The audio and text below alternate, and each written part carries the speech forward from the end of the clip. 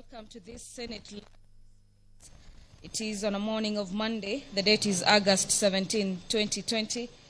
This broadcast is courtesy of the Parliamentary Broadcasting Unit in collaboration with Kenya Broadcasting Corporation.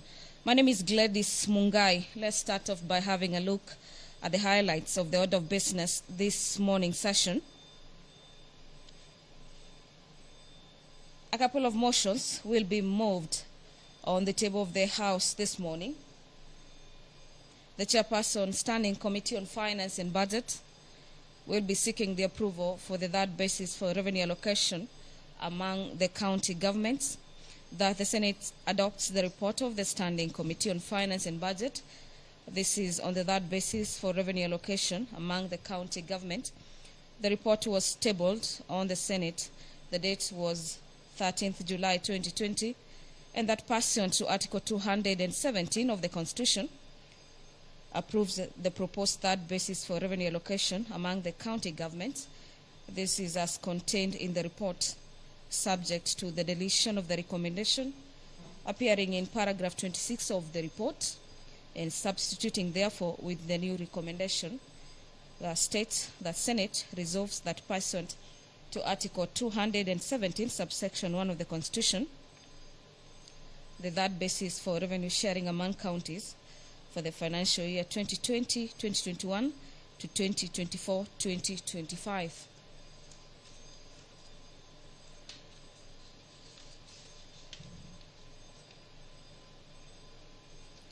Senator Petronila Were Lukorio will be seeking to move the following amendment for the motion on the report of the Standing Committee on Finance and Budget on the third basis for allocation among counties for the financial years 2020-2021 to 2020-2024-2025 as follows: that the motion be amended by deleting the full stop at the end and inserting the following words: subject to the deletion of recommendation appearing as paragraph 26 of the report, and substituting therefore the following new recommendations: that the proposed third basis criteria for allocating among the counties the shareable revenue for the financial year 2020-2021 to 2024-2025.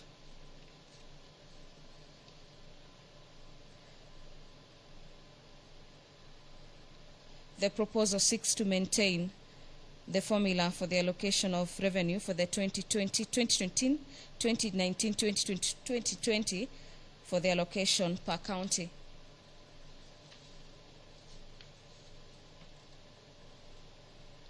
Senator Ledama Olekina will be seeking to move an amendment to the motion of the report by the Standing Committee, that the motion be amended by deleting the full stop at the end and inserting the following word: that subject to the deletion of recommendation, the Senate resolves that pursuant to Article 217, subsection 1 of the Constitution, the third basis for sharing revenue among counties for the financial year 2020-2021 to 2024-2025. On your screens is the Speaker of the Senate, Honorable Ken Lusaka, making his way into the chamber.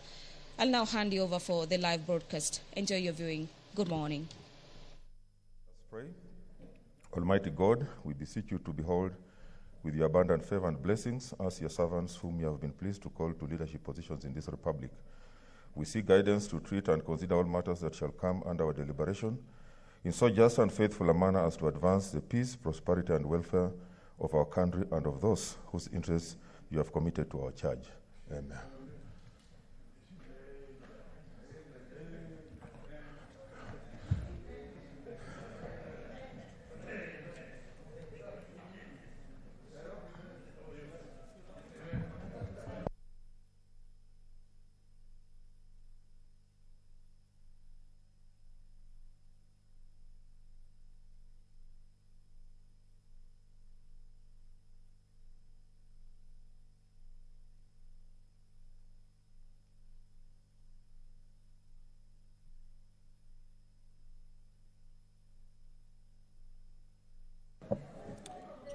Order number 1, communication from the chair.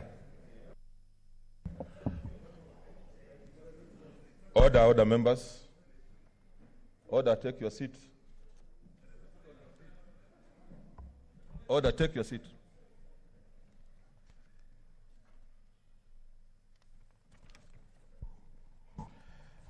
Welcome to this special sitting of the Senate. On the request of the Senate Majority Leader, via letter reference number SEN SML/CRR dated 12th August 2020, and with the support of requisite number of senators, I appointed today, Monday, 17th August 2020, as a day for a special sitting of the Senate via Gazette Notice number 5756, dated 14th August 2020. In the Gazette Notice, I indicated that the business to be transacted at this special sitting shall be the consideration of the third basis for allocating among the county governments the share of national revenue that is annually allocated to the county level of government. Pursuant to Standing Order 30/4, I also notify the Speaker of the National Assembly of this special sitting via letter reference number SNS/6, volume 1, dated 13th August 2020, as the business to be transacted at the special sitting will require the action of the National Assembly. In accordance with Standing Order 30/5, the business specified in the Gazette Notice shall be the only business before the Senate during the special sitting, following which the Senate shall stand adjourned until Tuesday, 8th September 2020 at 2:30 p.m. in accordance with the Senate calendar. Honorable Senators, before we resume today's debate, allow me to guide the House on where we are in the matter and to provide a roadmap for the debate going forward. As you all are aware, the report of the Standing Committee on Finance and Budget on the third basis for revenue allocation among the county governments was laid on the table of the Senate on Monday, 13th July 2020, and a notice of motion for its adoption given on the same day.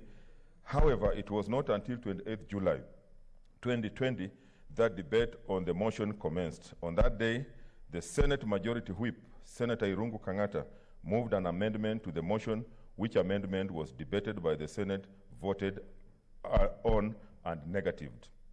Immediately, the amendment proposed by Senator Majority Whip was lost. The Senator for Nairobi, Senator Johnson Sakaja, moved an amendment to the motion by the chairperson of the Standing Committee on Finance and Budget.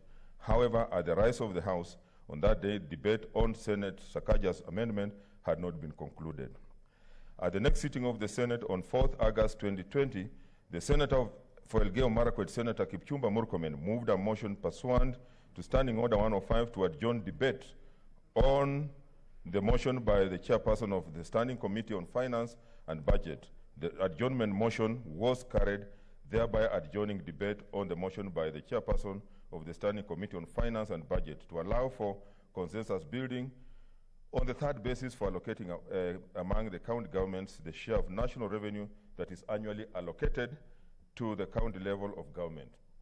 On Tuesday, 11th August 2020, the Senate resumed debate on the amendment by Senator Sakaja to the motion by the committee. In the course of the debate on Senator Sakaja's amendment and pursuant to Standing Order 62/9, the Senator for Meru, Senator Mitika Linturi, moved an amendment to the amendment by Senator Sakaja. The amendment by Senator Sakaja, as further amended by Senator Linturi, was debated, voted on, and agreed to. Thereafter, the Speaker, pursuant to Standing Order 62/11, proposed the question on the motion of the Finance and Budget Committee as amended. Honorable Senators, pursuant to Standing Orders 58/1 and 62/8, the effect of the approval of the amendment by Senator Sakaja as amended by Senator Linturi is that the following proposed amendments, for which notice had been given, automatically lapsed and were dropped from further consideration by the Senate.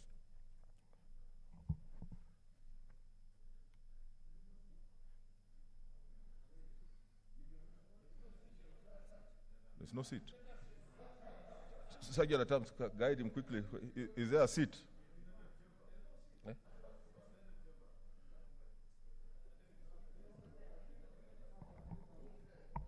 Take your seat, Senator.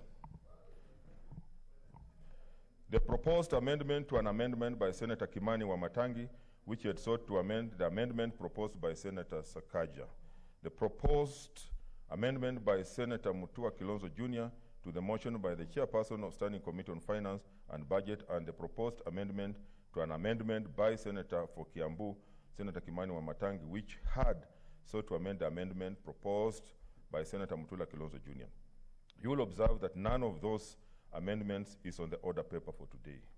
Upon the question on the motion of the committee as amended by Senator Sakaja and Senator Linturi, being proposed as required by Standing Order 68, bracket 11, Senator Petronila Were Locorio moved an amendment to the motion. Her amendment was seconded, and thereafter the question was proposed. Honorable Senators, you will recall that at the rise of the House on Tuesday, 11th August 2020, debate on the amendment by Senator Locorio was underway. That is therefore where we resume our business this morning. Indeed, as can be seen in order number 2 of the order paper, the motion before the House is the motion of the committee as already amended by Senator Sakaja and Senator Linturi. This is the motion that Senator Locorio is seeking to amend. Honorable Senators, going forward, I wish to give the following guidance. 1, debate on the motion at order number 2 in today's order paper shall be considered and disposed of in accordance with inter Standing Order 61 to 68, Part 17, Rules of Debate, and Part 19, Order in the Senate and in committees. At the conclusion of the debate on the amendment by Senator Locorio, I will put the question in the same terms and as had been proposed. If amendment is carried, I will then propose the question again on the motion as further amended. If, on the other hand, the question on Senator Locorio's amendment is negative, the Senate will resume debate on the original motion as amended by Senator Sakaja and Senator Linturi as it's appearing in order paper. After disposing of the amendment by Senator Locorio, we shall move on to other amendments that are set out in order paper, and upon disposing of all the amendments, including amendments to the amendments, if any, and pursuant to Standing Order 67 and 68, I shall finally put the question on the motion as it appears in order number 2, or as shall have been amended, as the case may be. As directed in the last sitting of the Senate, for fairness and to utilize our time efficiently, the movers of amendments will be restricted to 10 minutes in moving the amendments, while all other senators will have a maximum of 5 minutes each in contributing to motions on amendments. The speaking time on debate on substantive motion remains as provided for under Standing Order 104 or 1064, which is not more than 20 minutes, except for the mover when moving and replying, and the majority and minority leaders. Honorable Senators, in conclusion, I call upon each one of us to exercise restraint and engage in a sober and calm debate as we seek to find the best basis for allocating among the county governments the share of national revenue that will be allocated to the county levels of government. I thank you. Senator Cherargei. Speaker.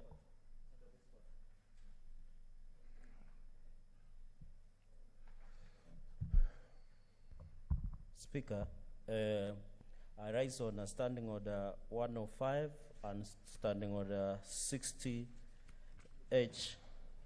to beg that the House be moved to enable senators discuss an issue of urgency and national importance, considering that 3 of our colleagues, one, Senator Lilekwe, is on his way to Mararal, being arrested. Senator Langat of Bomet is threatened to be arrested, and Senator Cleophas Malala of Kakamega County is also being threatened to be arrested. So, Mr. Speaker, I beg that the House be adjourned based on Standing Order number 105 and number 60H, and therefore I request Senator Mutula Kilonzo Jr. to second. Thank you, Speaker. Senator Mutula Kilonzo.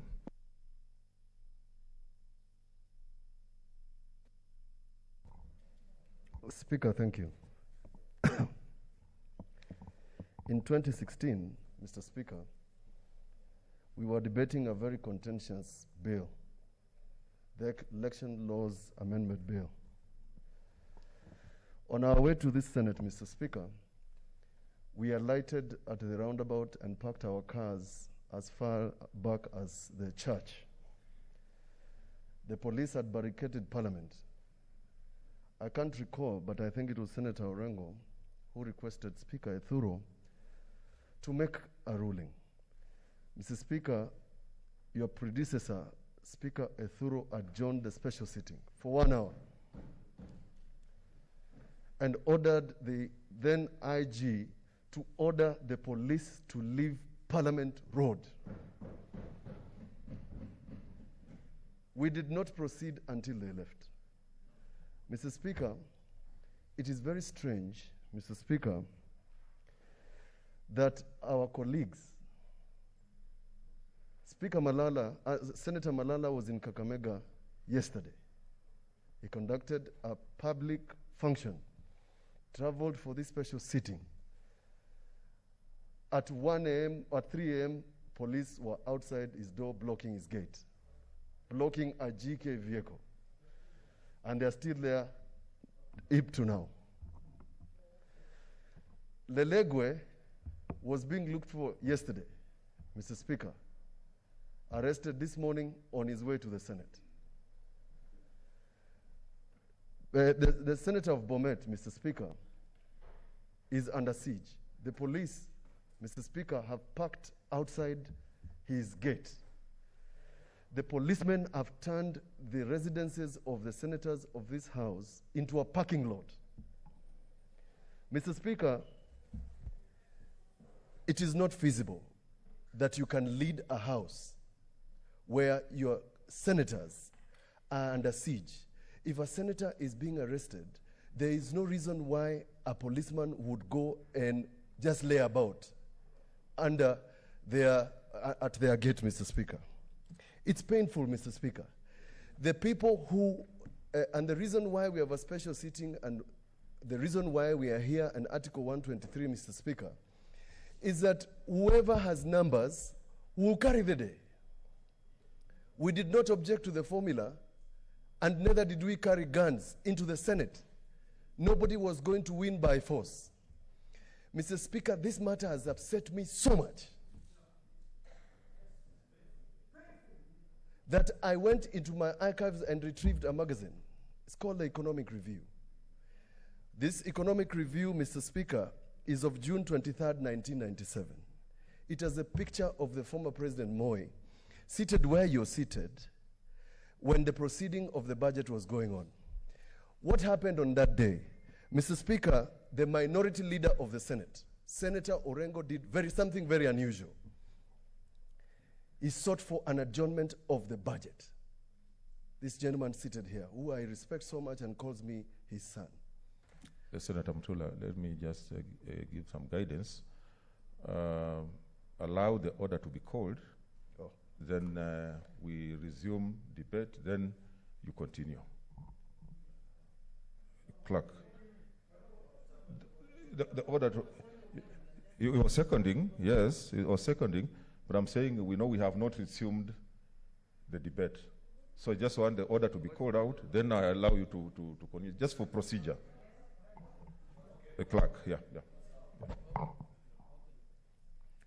Order number 2, motion, approval of the third basis for revenue allocation among the county governments. Okay, Senator Mutula. Yeah.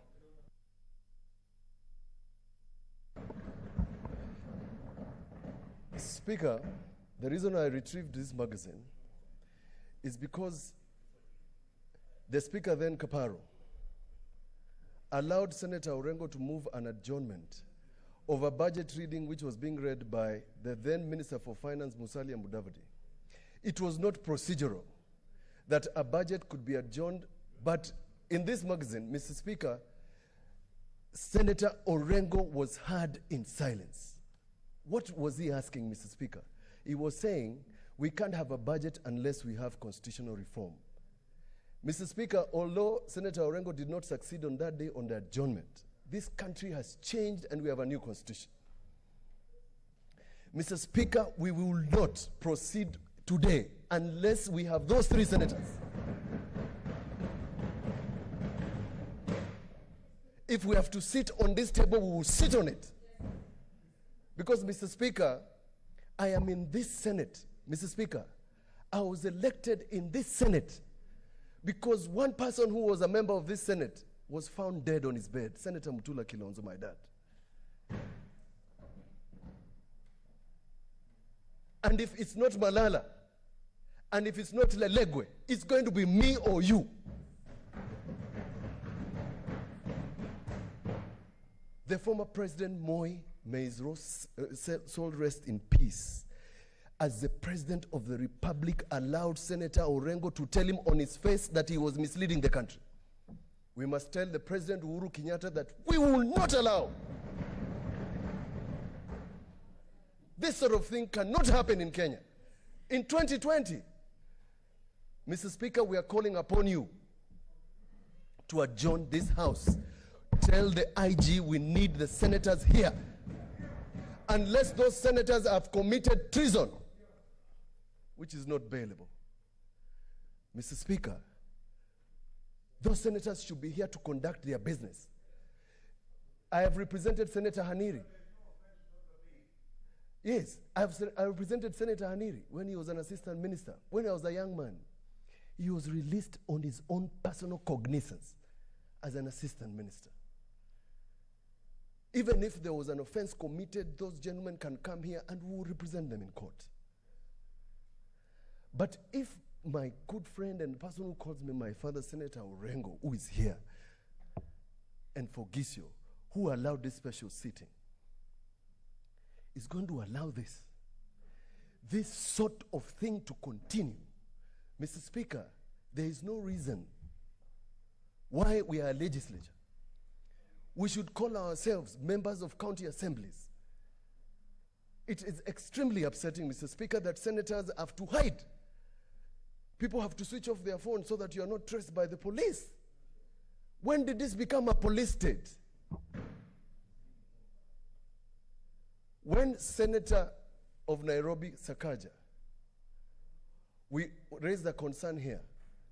I know Senator Kangata had an issue about what happened to him. But this is exactly what we were saying. That when one member of this House is in trouble, Mr. Speaker, it doesn't matter what agenda it is. It doesn't matter who is winning. What matters, Mr. Speaker, is that we are together in this House to do the business of this country. Nobody is doing his personal business here. Mr. Speaker, I second this motion that we adjourn this business until we get confirmation. Mr. Speaker, who knows? While we are conducting this business, what is happening to Senator Lelegwe? He could be found in Ngong Forest. They could inject him with something and kill him slowly. I have seen the pain of death. I have smelt death. I have seen what happens when somebody gives you poison. You bleed and bleed so much, like my father did. May not happen to another person, because we are not conducting personal business of any person. I support. Thank you, Speaker. Honorable Senators, I now propose the question, which is that the debate be now adjourned. Senator Haniri. Mr. Speaker, I stand to support this motion in the strongest terms possible. Mr. Speaker, we cannot sit here and continue with debate on the formula for revenue allocation when three of our colleagues are under arrest and we do not know why they are under arrest. It is not a coincidence, Mr. Speaker, that all the three are members of Team Kenya, and I hope you understand what I mean by Team Kenya. It is not a coincidence. Mr. Speaker, what is happening in Kenya today is unfortunate, it is sad, it is most absurd. we must condemn this in the strongest terms possible. Mr. Speaker, what we are witnessing is what used to happen in the years ago when some of us were younger. And I remember, Mr. Speaker. What's your point of order, Senator Uta?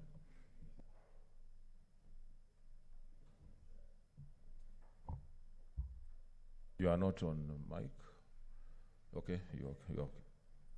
Mr. Speaker, thank you for giving me this opportunity, but I wanted to ask the Senator Haniri of Vihiga, if we are all here as a Senate of the Republic of Kenya, is Senator in order to call other senators Team Kenya?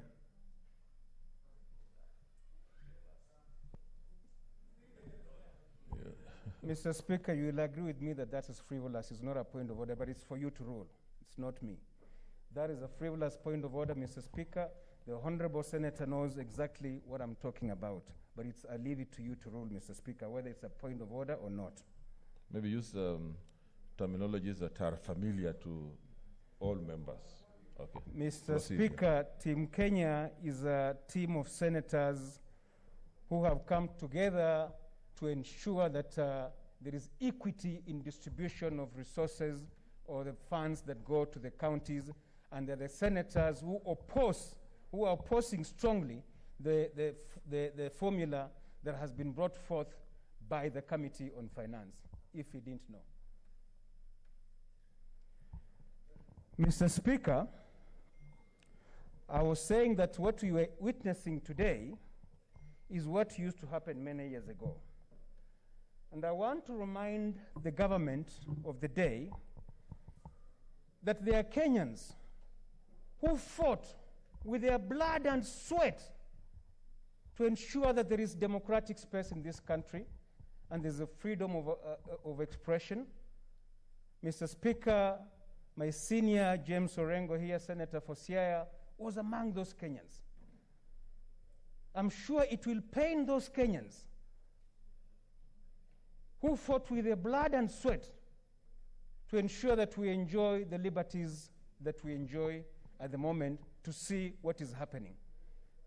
My friend James Orengo, I hope you will stand with us to ensure that we adjourn this House until our colleagues are produced and are here to participate in the debate. Mr. Speaker, as senators, we must stand with our colleagues, Senator Malala, Senator Lelegwe, and Senator Langat. Because today, it is them, tomorrow, it may be you. Mr. Speaker, I want to tell the government of the day that no amount of intimidation will make some of us change our stand on this matter. In fact, what they are doing is making our resolve even more stronger. I wish they used a better way to convince some of us. We are not going to relent. We will remain firm to ensure that there is equity in this country. We demand for the release of the 3 senators who have been arrested, Mr. Speaker. Thank you. Senator Sakaja.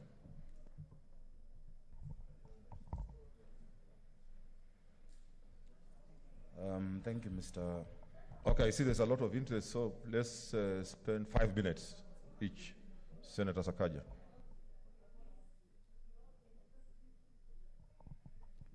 Thank you, Mr. Speaker. Mr. Speaker, I beg to support this motion of adjournment. Mr. Speaker, a few weeks ago, when I raised concerns about my own security, I think members didn't take it seriously, especially the leadership.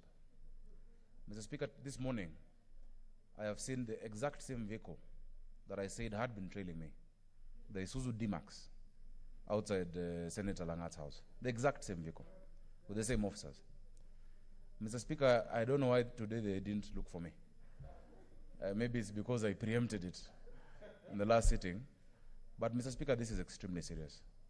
Before we adjourned last time, Mr. Speaker, I had said that indeed Article 1 provides that the sovereignty of this country, of the people, is expressed directly or through their representatives. The work we do in this House, Mr. Speaker, is so sacrosanct in our constitutional makeup that, Mr. Speaker, we cannot allow Parliament to be desecrated. Mr. Speaker, this is one of those occasions where I would expect Senator Pogisio and Senator Orengo, no matter how you look at this matter before us, to say for the sake of what the Senate is, or what Parliament is, no matter which side of the coin you're looking at this debate, Mr. Speaker, that we must uphold and we must defend this institution, Mr. Speaker. Mr. Speaker, I know that wherever Senator Malala is, wherever Senator Langat is, wherever Senator Lelego is, the intention of the arrest is clear and it is obvious to everybody. Mr. Speaker, throughout this weekend, if you ask even the members who are supporting the amendments we brought, and I told them that throughout this weekend what I was working on and what we were working on was a unanimous vote of the Senate, that indeed we could be able to agree on this matter. Mr. Speaker, I have sat and I have looked at the eye. I have faced my tormentors. I have looked at them in the eye. And they have realized that we are splitting hairs about nothing. That indeed we are going to agree. Of course, Mr. Speaker, some unsavory statements made by one of our colleagues scuttled the process during the weekend. But, Mr. Speaker, we cannot lose our country. We cannot lose our country, Mr. Speaker. We cannot allow people to live in fear. Mr. Speaker, I stopped switching off my phone. It is on. I told them, wherever you are, come and get me. Arrest cannot, Mr. Speaker, there's nothing as bad as a leader who's a coward. I said, come and get me wherever you are. Let me face the law, whatever it is. But, Mr. Speaker, the sovereignty of 4.3 million Nairobians who elected me in this House by 1 million votes is more important than my own convenience. So, Mr. Speaker, I want to urge my colleagues here.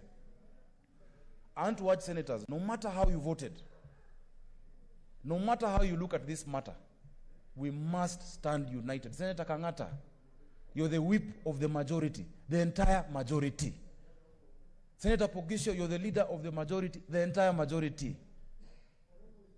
Senator Orengo, you're the leader. Mr. Speaker, you're the speaker of this entire House. I know we've said things over the weekend, I will not repeat on through this mic. But, Mr. Speaker, all of us are yours.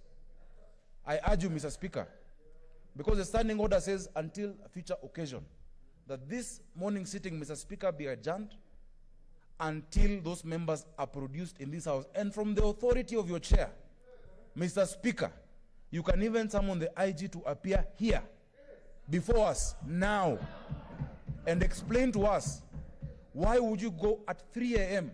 to Senator Malala's house? Is he a witch? Is he a wizard? Is he a night runner? He's a senator of a county called Kakamega.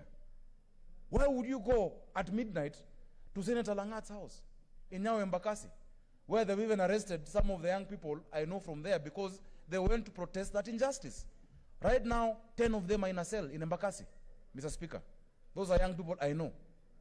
So I want to urge colleagues, let us not look at this through the prism of politics. Mr. Speaker, before this has happened, we have said very well that, Mr. Speaker, this is not about 2022 politics. It is not about who you support for presidency. I support President Uhuru Kenyatta. Those who are doing this, Mr. Speaker, I choose to believe are not doing it with his instructions. President Kenyatta, you're listening to me, I know. Instruct your officers. Senator Chilayako.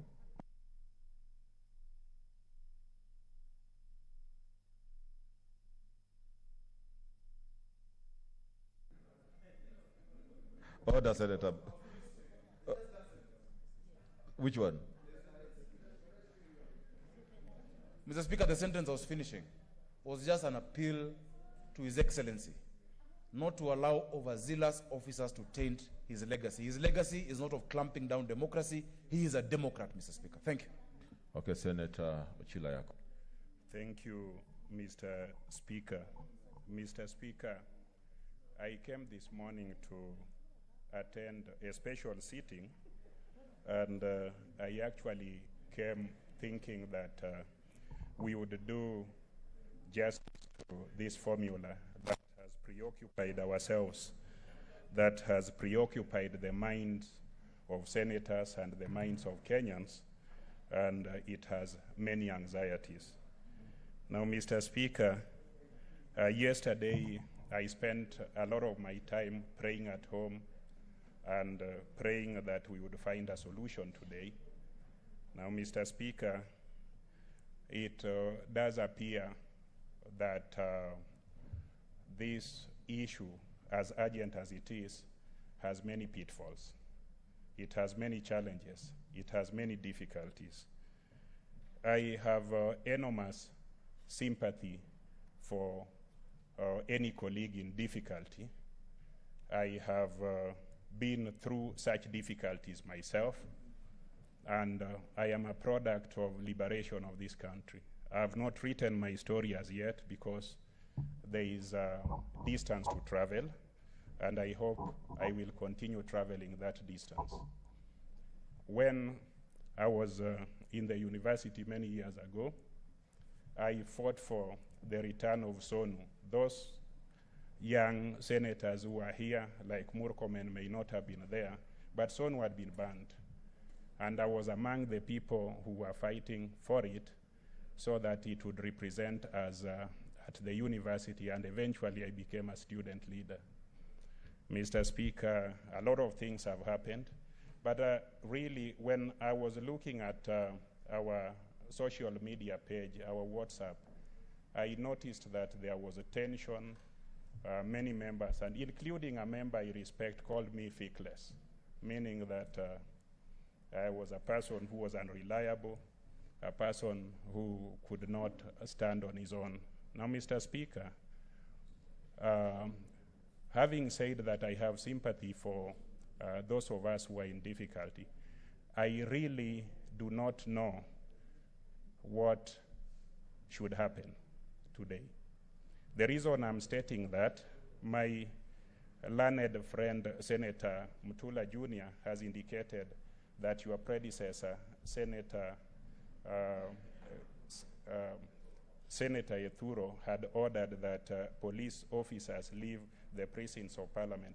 I do not know, and I will be guided by those who will be speaking, whether you assist of authority to order IG, if indeed it is true that he has locked a few senators or is acting on that, to stop doing that, because those may be orders that are away from the precincts of Parliament. If I look at the context in which Senator Ethuro, your predecessor speaker, ordered the removal of those issues, I think it was within the precincts of Parliament where you exercise unlimited authority, only limited by the Constitution. But as we continue debating, I do not know what order you will be able to issue.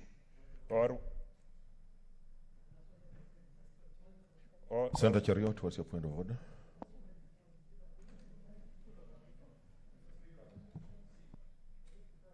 You're not on mic. Give him the mic.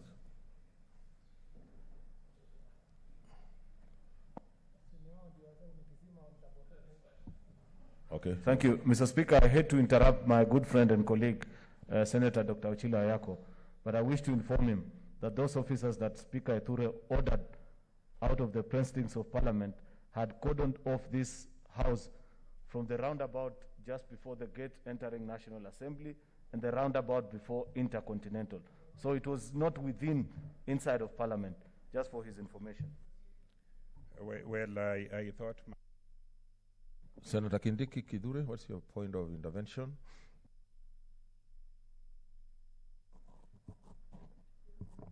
Mr. Speaker, just to add on that, because Senator Ochilo Ayako is asking what powers would the Speaker or the Senate have outside the President of Parliament, no member may be arrested while proceeding or getting out of Parliament or a committee of Parliament. That is the Parliamentary Powers and Privileges Act.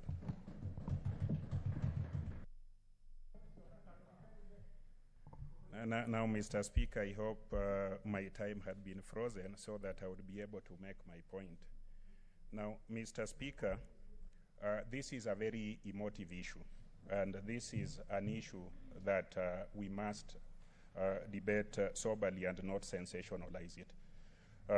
Mr. Speaker, I was making the point that my understanding of the context within which your predecessor made his determination was that it was amounting to an occurrence within the precincts of Parliament or within proximity to the precincts of Parliament. But, Mr. Speaker, having said that, I have also listened to remarks here that are pointing an accusing finger at the President. Probably there will be remarks after I've sat down pointing accusing fingers at many other entities that may not be the subject matter of the request for adjournment or the sharing. What's your point of intervention, Senator Mazayo?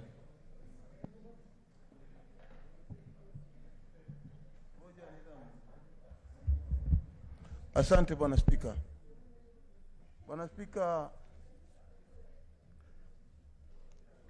je, ni usawa ya kwamba ndugu yetu Seneta Achilo Ayako anasema kuna mtu yoyote ambaye amemtaja rais wa Jamhuri ya Kenya kwa ubaya wowote?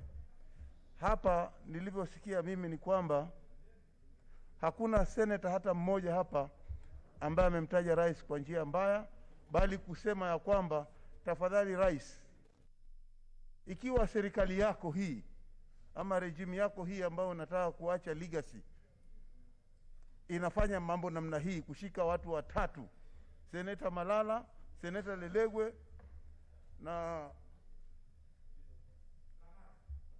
Seneta Dr. Lagat, ni usawa kwamba maseneta watatu wanaweza kushikwa usiku wa kulalia mjadala ambao unahusika kama huu? Hakuna mtu ametukana rais hapa. Je, ni haki yeye Achilo Ayako kusema kwamba kuna mtu ametukana ama kuna seneta yoyote hapa ameweza kumtukana rais? Mimi sikusikia hiyo. Senator Ayako. Mr. Speaker, I noticed that all of these so-called points of orders are just other or alternative facts from the facts that I'm presenting. Now, Mr. Speaker, I am speaking with a lot of humility and understanding about what is alleged to be happening to my colleagues. I'm not seized of the facts. I came here to debate a motion on the formula. These facts or these allegations are presented here, and it is important as we debate this very emotive issue, we also do not perhaps mislead ourselves, because I am not seized of the facts. In fact, as I was talking to one of my unnamed colleagues here, I also got information that a few of our colleagues, because this thing has become very divisive,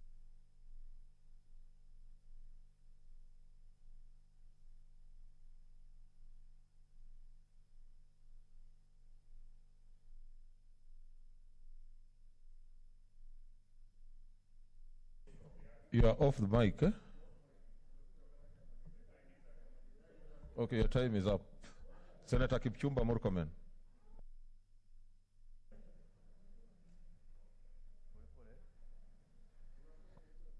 Thank you, Mr. Speaker. Mr. Speaker, the year was 1642, on 4th of January, when King Charles entered the House of Commons, supported by 400 armed men, in an attempt to seize 5 members who were accused of treason. The Speaker who was presiding over the House of Commons was one Sir William Lenthal. And when Sir Charles, Mr. Speaker, asked Lenthal where the 5 members were, this was his response. Mr. Speaker, he responded, "I have neither eyes to see nor tongue to speak. in this place, but as this House is pleased to direct me. And Mr. Speaker, history records that Speaker Lenthal became the first speaker in England to declare his allegiance, Mr. Speaker, to the liberty of Parliament instead of the King. Mr. Speaker, Parliament is at crossroads. It has nothing to do with the money. It has absolutely nothing to do with division of or county allocation of revenue formula.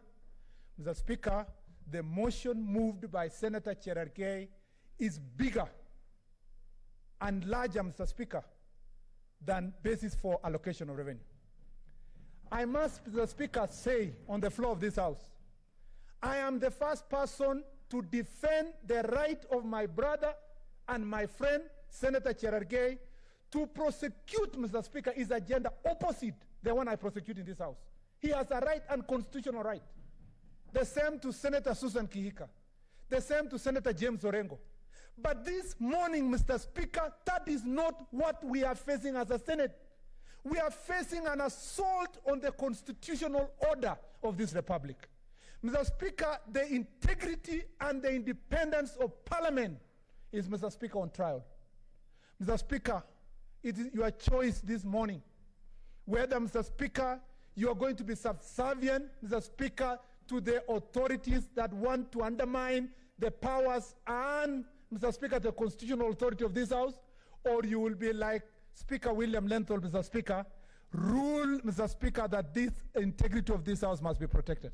Let me confess something, Mr. Speaker, which I have always confessed to Senator James Orengo. And he knows and he can go on record. Some of us came to study law and admire politics because of people like Senator James Orengo. And I've told Senator James Orengo over and over again, Mr. Speaker, I have no doubt in my mind that if Senator Orengo is told to choose between a forced process, Mr. Speaker, that puts our friends in danger, and, Mr. Speaker, the question of protecting the integrity of this House, the choice is obvious. And that choice is in this motion. Because, Mr. Speaker, I didn't sleep last night. Myself and Senator Cheruiyot, plus other members of National Assembly, camped outside the house of Senator Langat. Mr. Speaker, media reports are there. Senator Langat his house is being surrounded by over 20 police officers. At 3 in the morning, Senator Malala called me, and I updated immediately on my Twitter.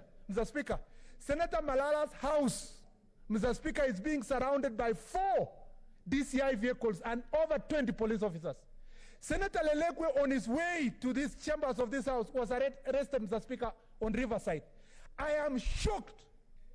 I am shocked that Senator George Achila Ayako, Mr. Speaker, would even contemplate to say he has no facts when those are 3 close senators, one of them deputy minority leader in this House. Can he call, Mr. Speaker, and confirm if these facts are on this, Mr. Speaker, true? Okay, Senator Achila Ayako, what's your intervention? There's a point of order. Now, Mr. Speaker, you have heard my friend Senator Murkomen mention my name. Now, Mr. Speaker... Take your seat, Senator. Mr. Speaker, the facts of a person's arrest must be in police records, must be in OB. Is it in order for him? Because I came here,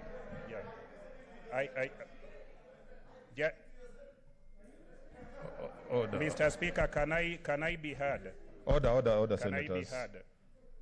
You may not agree with what he's saying, but give you an opportunity to say what I did not mean he's to saying. interrupt Senator Murkomen, but the fact that he mentioned my name, I left my house and came here. And Mr. Speaker, I have no information, I have no OB information, and I know that there could be truth and there could be untruth. Is it in order for Senator Murkomen to blame me for not knowing when I have no facts? I'm a person of facts and facts alone, like Josiah Bonda by... Senator Mr. Speaker, 2 things. One, I'd like to ask my friend Senator Achila Ayako to go look for a mirror behind your seat, Mr. Speaker, at the bathroom, and see himself if he's still that Sonu crusader for liberty, Mr. Speaker, that he spoke about. Number 2, Mr. Speaker, we are honorable senators in this House, we don't lie. We can move a motion on basis of lies. We cannot mislead this House. These facts were brought before the Speaker. These facts are known, they are incontrovertible. Mr. Speaker, let us not belittle this debate. Let us contextualize this debate for what it is. It is about an assault on, Mr. Speaker, parliamentary democracy, Mr. Speaker, and, Mr. Speaker, about the freedoms of this House. Let me concentrate on, Mr. Speaker, concluding by saying this. This Senate this morning is not being asked to adjourn so that you can assist this side or the other on the question on the basis of allocation of revenue. In fact, Mr. Speaker, I have refused, as a matter of fact, to go or prosecute my position on the question of voting for resources, because my position is not superior to those who are on the other side. It's a question of when you vote, the other side, which has the numbers, can pass. But, Mr. Speaker, to arrest 3 senators, to make it impossible for them to come and make their decision, to subvert the, Mr. Speaker, sovereign right of the people of Kenya under Article 1 of the Constitution, that was donated to Senator Malala, Senator Langat, Senator Lelekwe, to come and exercise on the floor of this House. And for any colleague in this House to support that process, Mr. Speaker, it will be a pity. It will be, Mr. Speaker, the worst day in the Republic of Kenya. I call upon my colleagues, Mr. Speaker, to look at themselves and look at the situation we are going through this morning. Senator Orengo told me on the floor of this House, with Senator Sang and Senator Aaron Cheriot, we were sitting here, said, Mr. Speaker, that revolution hits its own children. That, Mr. Speaker, this House, that, Mr. Speaker, this government was going to be worse to us than, Mr. Speaker, them that were in the opposition then. Mr. Speaker, Senator Orengo now sits in a more privileged position than me. He has, Mr. Speaker, the ear of the president on the government. Mr. Speaker, I want to look at Senator Orengo on the face. Mr. Speaker, it has devoured me, Mr. Orengo. Now it will come for you.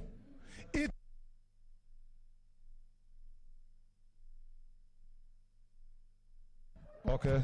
To apply, it's the time for Senator Orengo. To, Mr. Speaker, remember, I'm concluding, Mr. Speaker, to remember his words to me, that yes, that revolution devoured me. Yes, it drew me to the backbench. Yes, Mr. Speaker, our rights have been violated. Okay. It is your turn, Senator Orengo, sitting in position of power, to say no to the subversion of those rights, Mr. Speaker. I thank you, Mr. Speaker. Senator James Orengo. Yeah, you have.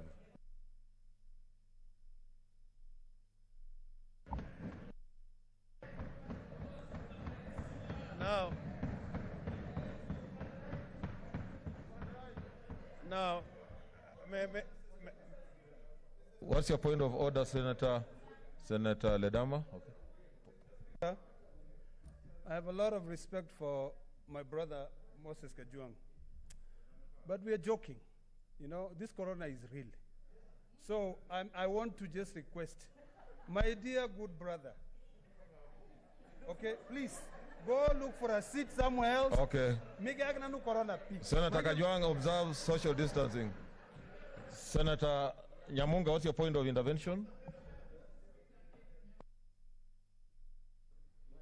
Mr. Speaker, in my view, I think maybe I know it is your discretion, but it would be good for us, for you to give us time so that we make our points, and then you get the leaders to take a back seat a bit, so that we are also heard, Mr. Speaker, because whatever they say may influence what we have to say. Okay. Is that okay with the leaders? Okay, because I can see they have also, they want to speak. Okay. Okay. Senator Mohamud.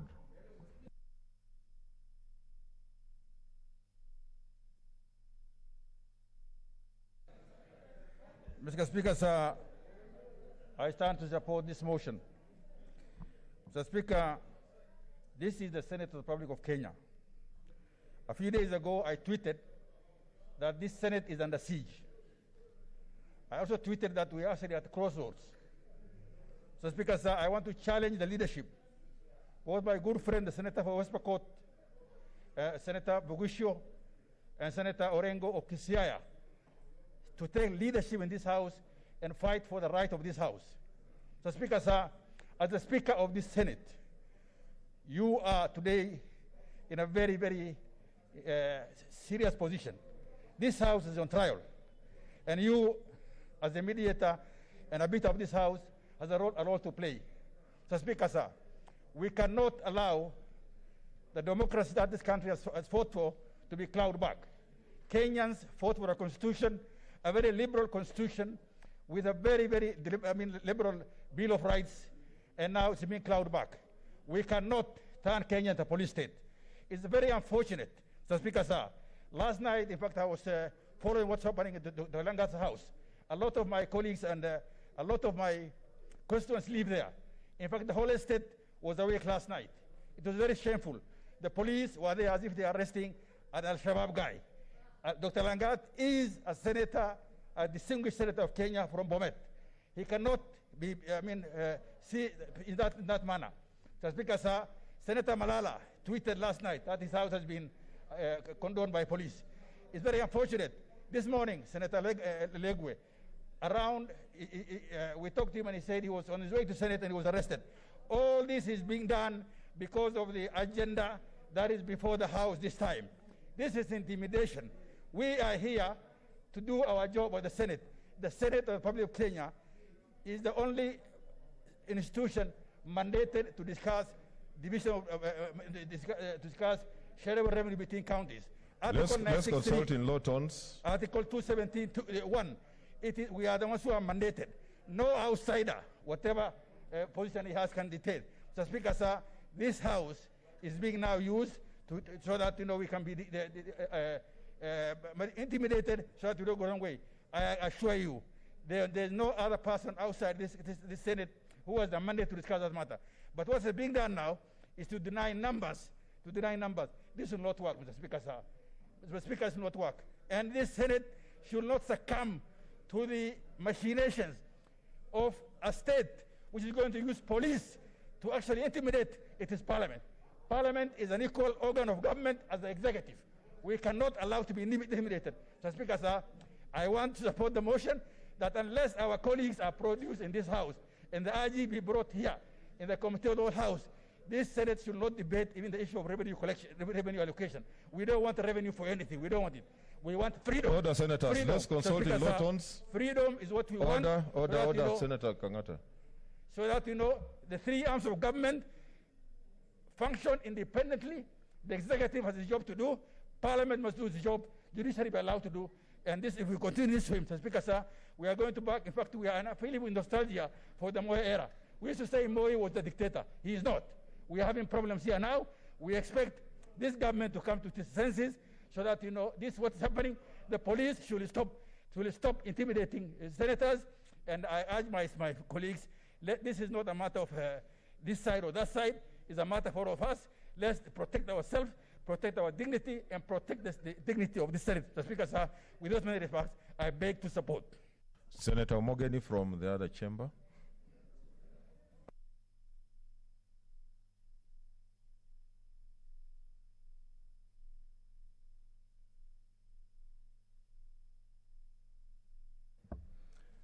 Thank you, Mr. Speaker.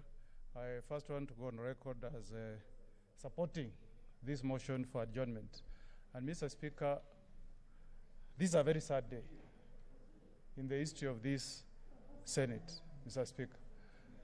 It's not by coincidence, Mr. Speaker, that we have woken up to a day when 3 of our colleagues are being arrested on a day that we were meant to have a very important debate.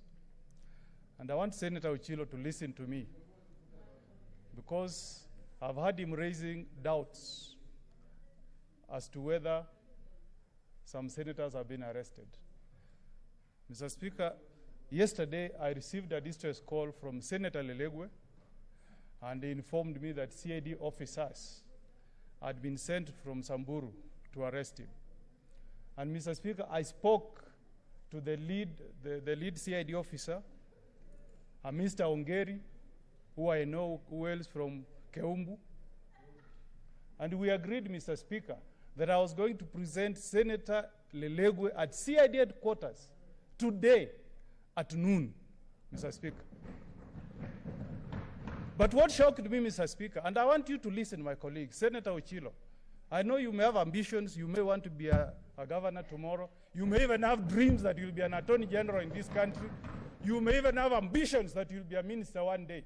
But if you let what's happening to your colleagues today pass, your day will also come. Record this day here. I was not in this house when my colleague, Senator Orengo, was speaking to Senator Murkomen and Senator Sang. And I remember him calling Senator Mugo, Nyaugenya, revolutions eat their own children. It has come to pass. Today, it is Murkomen and the Hilk who are on the receiving end.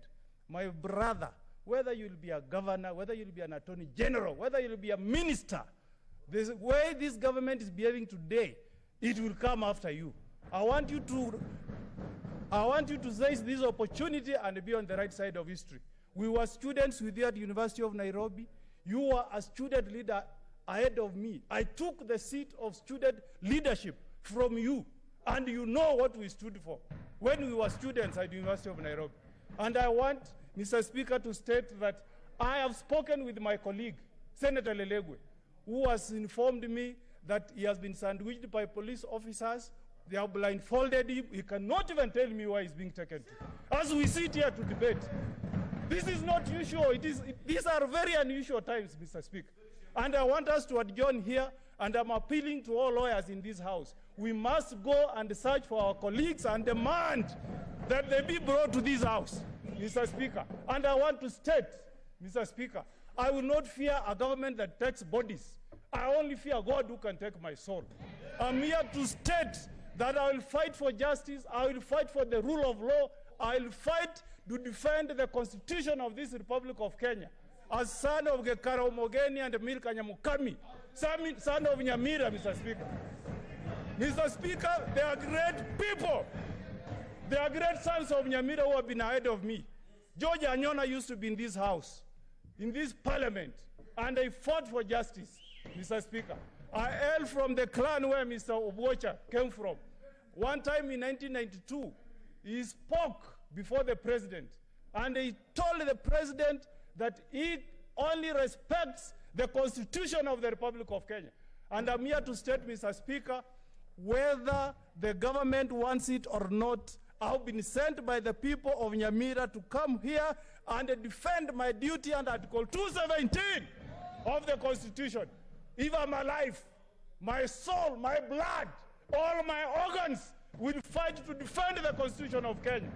And I'm telling you, I'm a senior counsel in this house, Mr. Speaker. I'll go to all courts, whether they take Lelegwe to Mandera, whether they take him to Samburu, whether they take him to Lord, wherever he will be taken, I will be there as his advocate, Mr. Speaker. And we want justice, Mr. Speaker. What is this, Mr. Speaker? We are talking on a day when this government is telling us that over 43 billion shillings have been stolen from COVID money. And police officers are in the houses of senators just to subvert their constitutional right of coming here to do what they were elected to do. Mr. Speaker, Senator Orengo knows. Senator Orengo knows. When the police officers went for the Chief Justice of this Republic, I called my colleague, Senator Orengo, to appear with me at CID offices on Kiambu Road, not for any cause, but to defend the cause of justice and the rule of law. I want to affirm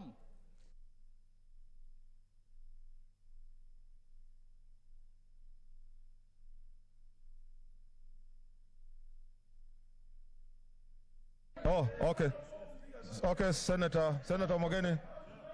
Senator, okay, your time is up. Your time is up, Senator. Senator Kangata.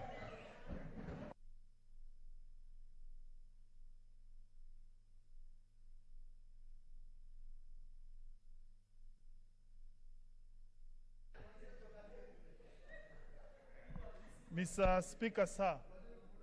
Mr. Speaker, sir, I rise to support the motion of adjournment.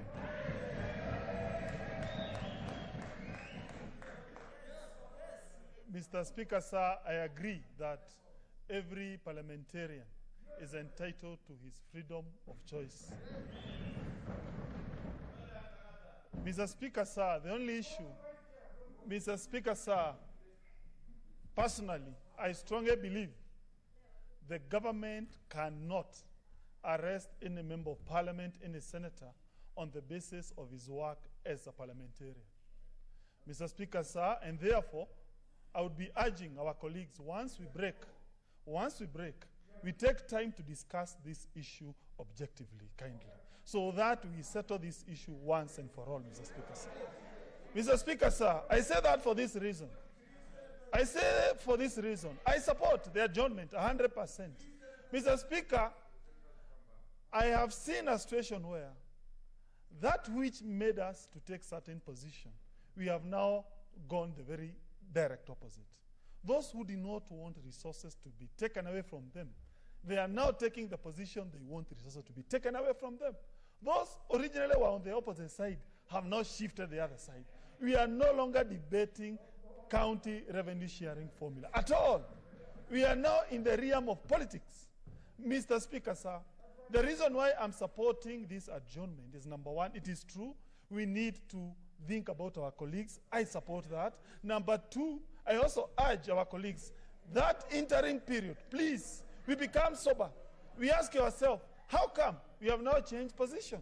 How come we are no longer looking at issues objectively? We are now looking things from a political point of view.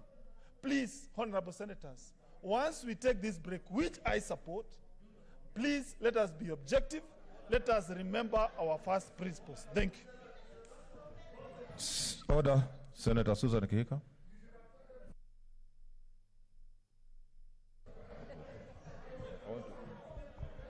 No lady, a lady, at least a lady. Thank you, Mr. Order, senators. Maybe I'll remove my nini. Thank you, Mr. Speaker. I also rise to support this motion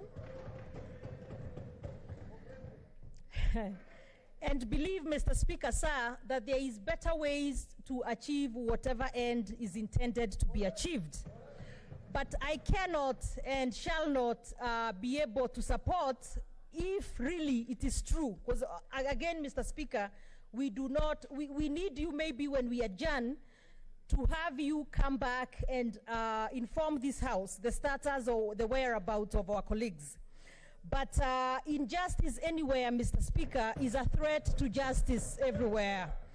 Mr. Speaker, like Martin Luther King Jr. said when he sent a letter from the Birmingham jail, that we are caught in an inescapable network of mutuality, tied in a single garment of destiny. And whatever affects one directly affects all indirectly. So, Mr. Speaker, sir, I believe that it is important that our colleagues' whereabouts is established, so that if really they have been forcefully taken away, then that is problematic, as we cannot vote under threats or intimidation. So, Mr. Speaker, sir, it is important that the House adjourns so that we get that solid information and then be able to proceed from there. So I support the motion to adjourn. Okay, order, senators. I want to order. I want to seek your intelligence, because I can see the interests are so many. So and we generally seem to be saying more or less the same thing. So I want to call the two leaders to say something, and then after that, we order members, so that then we are able to order members, so that we are able to take a vote, and then we have to follow the procedure. Those who have been accusing me. Yeah.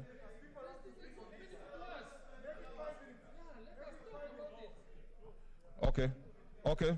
Order. Okay, I'll give you 3 minutes each. Okay. Okay, Senator Kindiki. Senator Linturi. 3 minutes.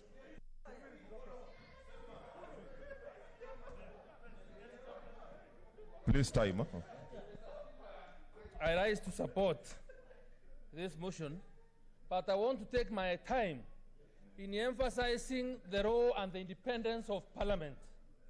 Mr. Speaker, when people turned out to vote for us in the last general election, what essentially that meant is that they ceded the authority and power to us to exercise it on their behalf.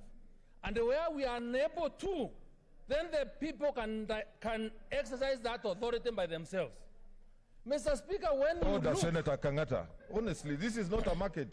Mr. Speaker, please. When you look at the manner in which our constitution is arranged, Parliament comes before the national executive and before the judiciary. Because, Mr. Speaker, my understanding is that what we speak here, what we talk about here, are matters that concern our people and that affect our people directly, and because we have that authority, then we must be in a position to tell and to speak on behalf of the people. The duty of this authority of Parliament in exercising that power on behalf of the people, Mr. Speaker, and what Honorable Lelengwe, Malala, and the others are supposed to come to here to do, Mr. Speaker, is to make a decision on behalf of their people. When, Mr. Speaker, they are arrested on their way to Parliament, is telling Kenyans as the people, you people have no authority, you people have no voice. So, Mr. Speaker, the government that is listening to us today, let them know there are no situations that are permanent, Mr. Speaker. Let them know that you cannot subvert justice. Let them know the position that they hold are supposed to be exercised for the good of the people of this republic. And, Mr. Speaker, it's not an opportunity for them to harass the people that they are supposed to be defending. Mr. Speaker, let me say this. There will come a time when those people that are doing what they are doing today will be the opposite side, and they will be told, one time remember, whatever you do, just like there's a saying in Wameru, that when you are digging pits, Mr. Speaker, dig small ones and the long ones, because you never know which ones that will fall in. So even as the police you are trying to exercise or abuse authority given to you, kindly know you are working against the will of your brothers and sisters, and Parliament must be left to make decisions for this country and on behalf of the people of Kenya. And it is painful to have a government that doesn't see or doesn't have the feeling of the people. Okay, your time is up. Senator Kajwang from the other chamber.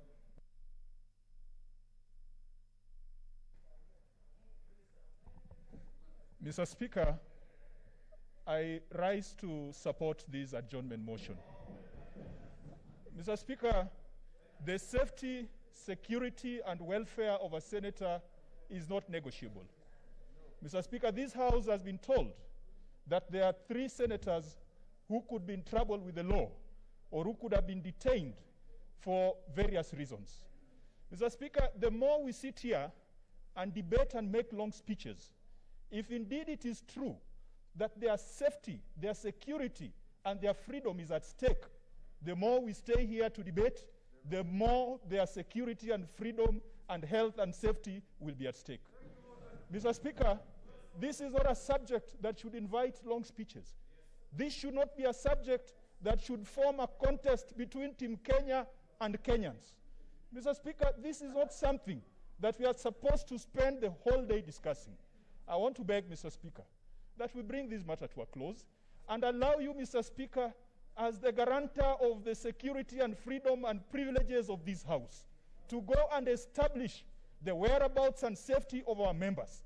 And we come back, say, at 2:30, and you tell us whether the members are safe, and if they are safe, we continue with the business. Mr. Speaker, we understand that these are unprecedented times.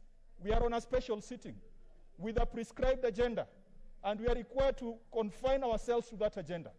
Mr. Speaker, if the safety and welfare of any senator is threatened, then we can depart from the standing orders.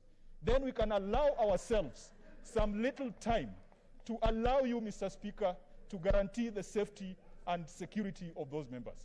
However, Mr. Speaker, I want to beg that this matter that has kept Kenyans glued to the Senate for the last 8 or 9 sessions, today is a day that we must conclude it. Today is a day that we must account for all the senators and conclude this matter. Mr. Speaker, I cannot assume that any senator who's not here is not here because they've been detained. There are senators who might be absent by choice. But by 2:30, let us confirm that the senators who are absent by choice, or they are absent because they've been detained, so that we can agree on how to resolve this matter. Mr. Speaker, I support. Senator Ross Nyamunga. Mr. Speaker, for giving me this opportunity. Mr. Speaker, mine is very, very simple.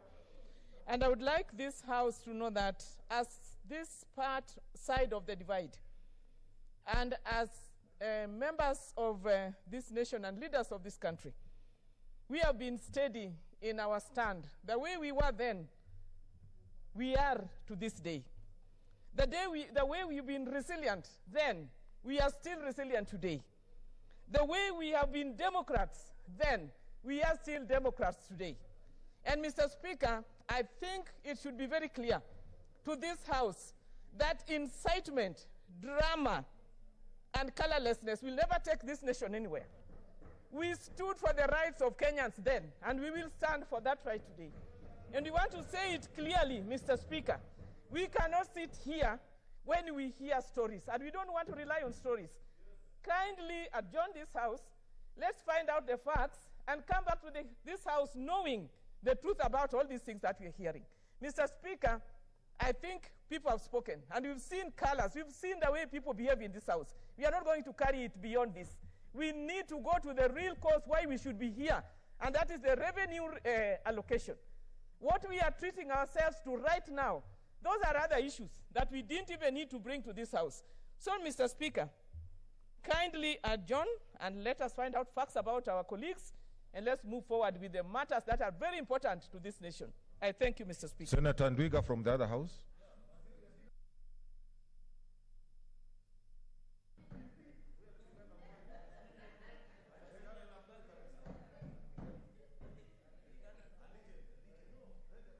Mr. Speaker, I want to support this motion. And in supporting this motion, Mr. Speaker, when first I heard that members of this House have been arrested to bar them from coming to perform their duties, it made me very sad, Mr. Speaker. Mr. Speaker, those of us who remember the long days, the days before we changed this constitution, Mr. Speaker, there were times, and I was telling some members, there were times when we had to ferry members of parliament in the car boots, in our boots, in the boots of our car, Mr. Speaker. And today you are asking me as a senator of the Republic of Kenya to come here and to debate normally when the House is being, when the integrity of this House is being injured. Mr. Speaker, that's not possible. We must not allow that. Mr. Speaker, I vote for government, and everybody knows that. But what is happening today is so untidy. It's so dirty, Mr. Speaker. We cannot allow this to go on.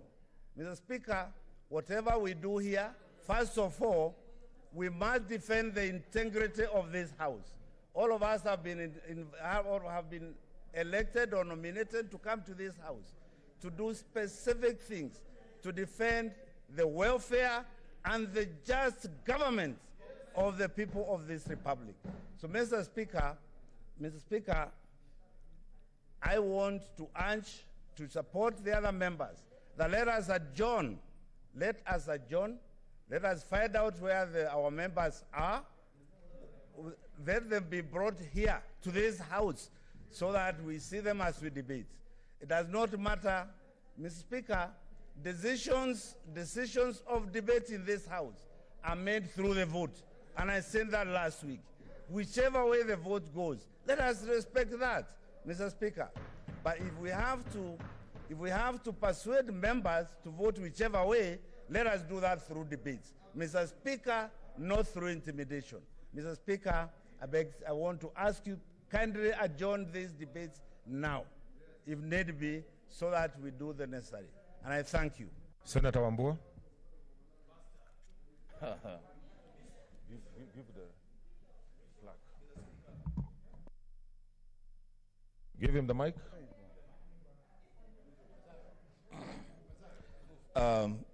Thank you, Mr. Speaker. Mr. Speaker, I support this motion to adjourn this House to establish the whereabouts of our colleagues. Mr. Speaker, in adjourning this debate, I am making a very specific request to the Speaker. That, Mr. Speaker, you make an order, not a request, an order, to the Inspector General of Police to produce Senator Malala, Senator Lagat, and Senator Lelegwe here in this House today. The Speaker, I make that plea because, the Speaker, you are our leader. The 3 senators who have been held incommunicado are your senators, Mr. Speaker. The safety of the 3 senators, Mr. Speaker, is your business. Where I come from, Mr. Speaker, we say, when you beat a child, they cry looking at the face of the father. These children, Mr. Speaker, these senators are looking at you. Mr. Speaker, it cannot be by coincidence that the 3 senators who have been held incommunicado belong to a certain persuasion on the matter of the division of revenue among the 47 counties. It cannot, Mr. Speaker, be a coincidence. Mr. Speaker, what is happening today, and I will say it as it is an attempt, a very archaic attempt, to rig the vote before it is taken. Mr. Speaker, it has been said many times that revolutions eat their children. The situation that we are facing today, Mr. Speaker, is that we have a government that is not just eating its children, but a government that has not seen any child that it does not want to eat, Mr. Speaker. Mr. Speaker, this must be stopped. You must say no, Mr. Speaker. You must give direction, Mr. Speaker, on the floor of this House. That today, Mr. Speaker, let us finish debate on the matter of the sharing of revenue among the 47 counties today. We take the vote. Whichever way it goes, Mr. Speaker, we will live with it. But this idea, Mr. Speaker, that some senators could be prevented from coming here to express their views, they have become prisoners of conscience. That's what they are. They have taken a decision on how they want to vote, the people they want to associate with. They must be given a chance, an opportunity, Mr. Speaker, to express that freedom, to enjoy that freedom. Mr. Speaker, with those remarks, I support. Senator Mazayo. Asante Bwana Spika. Bwana Spika, mimi naunga mkono wa kuahirisha mjadala huu kwa sababu ya wale maseneta ambao wameshikwa na maaskari, na hivi sasa Bwana Spika, hawa maseneta hao wako ndani na hako maaskari ambao wanawaangalia. Bwana Spika, cha kwanza naweza kusema Bwana Spika, wewe uko na mamlaka kisheria ya kwamba unaweza kumwambia Ntiambai pale yako, Let's consult in law terms. Yule Inspector General ya kwamba alete wale maseneta 3 ndani ya hili bunge la Senate ili uweze kuwaona na macho yako na sisi pia tuweze kuwaona maseneta hao. Hivi sasa hatuwezi kujua hao maseneta wako wapi, lakini tuna imani ya kwamba Bwana Senator, maseneta hao wakati. What's your point of order, Senator Bogisho? Order. Speaker, it's not my intention to interrupt my good friend there. But can you observe, Mr. Speaker, that some people now are removing their masks to talk? And Mr. Speaker, we have said we speak with our masks on, Mr. Speaker. And so I just wanted to make that point. Okay, Senator, put on your mask, please. Let's not remove our masks when we are talking. Bwana Spika, mimi nataka kusema kwamba Bwana Spika, sisi tuko na historia kule pwani ya watu kupotea hapa.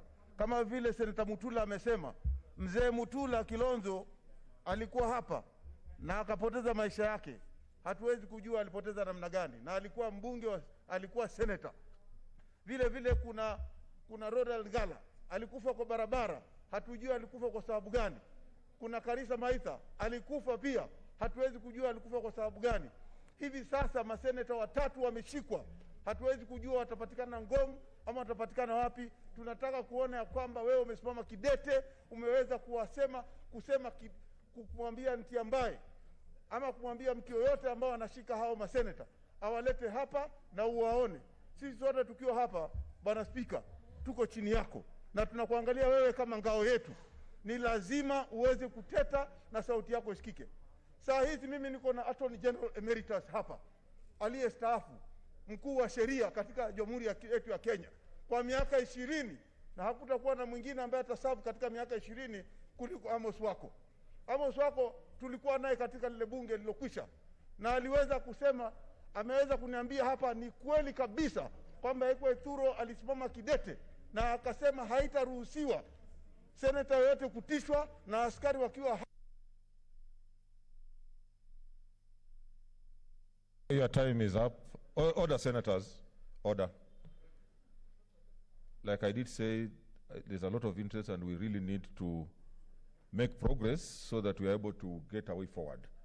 So I seek your intelligence that I call the leader of majority and minority, then we take a vote. Senator Orengo. Order, order, order, order, order. Please, we have to make progress. Senator Orengo.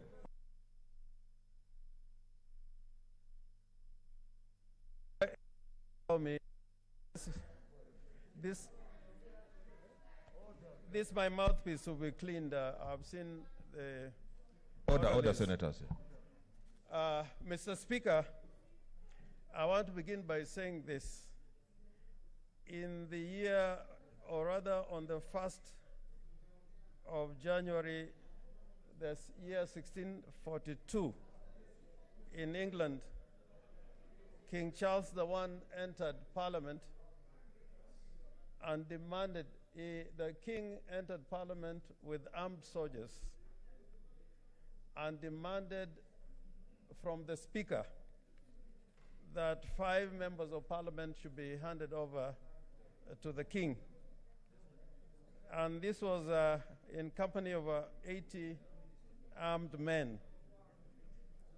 And Mr. Speaker, the Speaker reacted by saying, I have neither eyes to see nor a tongue to speak.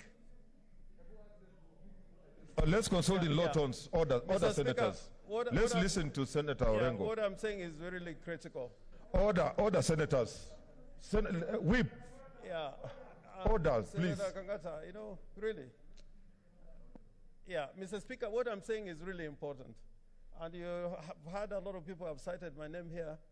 And again today, I want to say I want to speak from my heart. The last time I spoke from my heart, I think some of my views were not taken into consideration. And I want to plead again that I want to speak from the heart. And I want to begin by talking about an incident. This is about the authority and integrity of Parliament. And I was saying in the year 1642, January, 1st of January, the King of England, King Charles I, did not just arrest members of Parliament. He entered Parliament, the floor of Parliament. He went through the door of Parliament and demanded of the Speaker to surrender 5 members of Parliament. And the Speaker, and that speaks to your position today. The Speaker said he has neither eyes to see nor a tongue to speak. And the men that you demand, because there were 5 members of Parliament, they were all men at that time, I do not see them because I have no eyes to see. So because of the action of that particular Speaker in England in the year 1642, the question of privilege in Parliament became a tradition. In fact, as the King left Parliament, members of Parliament were shouting, privilege, privilege. And I've heard members of Parliament referring to the question of privilege. And this is an important concept. And I just want us to think for a moment, because here, even in this house, Senator Outa, the senator for Kisumu, was arrested in Kisumu and charged with an offense which went on for 3 years on account of the matter which was before this house. And the matter, nobody really talked about it. He continued to go to court, and we didn't stand by him. Senator Cherigai, the member for Nandi, senator for Nandi, was arrested in circumstances which I am convinced, in fact, I wanted to go to Nandi to appear for him. And it was not an arrest because he really had committed an offense. Because, you know, if there was an offense, he would have been prosecuted and acquitted or convicted. So I want us, please, that as a matter of record, let us stand with each other all the time. All the time. Because there are other times that some people are arrested, including Senator Ledama. He was arrested here and taken to the police station here within the precincts of Parliament. In fact, I wonder why there's a police station at the precincts of Parliament whose duty, most of the time, they are dealing with members of Parliament. Senator Mutula here, I think you remember how many times we have gone to that police station when members have been called to give statements at that police station. I think that police station should be relocated. Yeah, it should be relocated. Because the presence of a police station here is inconsistent with the duties and work of Parliament. There was a time when a division of the army was here, occupying the corridor going to the National Assembly. And Mr. Speaker, as I speak here, I'm one of the people who has been arrested from the precincts of Parliament. Not once. I've been arrested twice from the precincts of this Parliament. Indeed, when I was arrested, members of Parliament fought very hard to make sure that I was not taken to any police station. There are members of Parliament who are hidden within this Parliament. That's when I knew there are rooms within this Parliament that the police even don't know. We hid Honorable Nyanja, George Nyanja, within the precincts of this Parliament for about a week, and the police could not trace him when they were looking for him. Yes, if you can remember, Mungai, yes. And of course, you remember Martin Shikuku and Serone were taken from the belly of this house. They were not arrested, outside. They were arrested from this Parliament. So what is good for the goose is good for the gander, that today it is these three senators, but tomorrow is likely to be James Orengo. In fact, when I was saying revolution, it's their own people, I was not excluding myself. I know that time will come, and I know how to deal with it. Me, I've prepared myself. When I'm arrested, I know exactly what to do. When I go to a police station, I know what to do. When I go to a cell, I know what to do.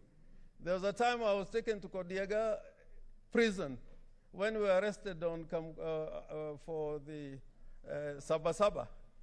And when I was delivered at Kodiaga prison, within 2 hours, I was snoring already, and the prisoners were very offended that how can this man be sleeping? They took me out. Yeah? And it was good for me then. I was having some little sunshine. So, Mr. Speaker, what I would not agree with is that we have an open-ended adjournment. That shows that we are powerless. We cannot have an open-ended adjournment. It's like we have no power, we have no authority. In fact, what Eturo did was that there was an adjournment until the police withdrew from the precincts of Parliament. And then we came back. Me, I would plead with you, Mr. Speaker, sir, to use the authority of this House, that in the next 1 hour, the CS, Cabinet Secretary Interior, the PS Interior, the IG, the Attorney General, and the DCI should appear before the Security Committee of this House in the next 1 hour. No.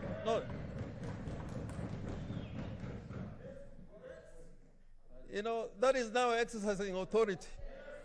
We cannot just be lamenting.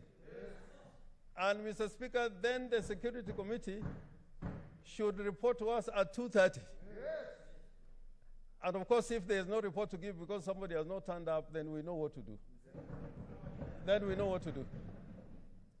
So, Mr. Speaker, and in saying that, I want to plead with the members of the Senate that as we deal with this problem, there was the agenda, the special agenda for this special sitting.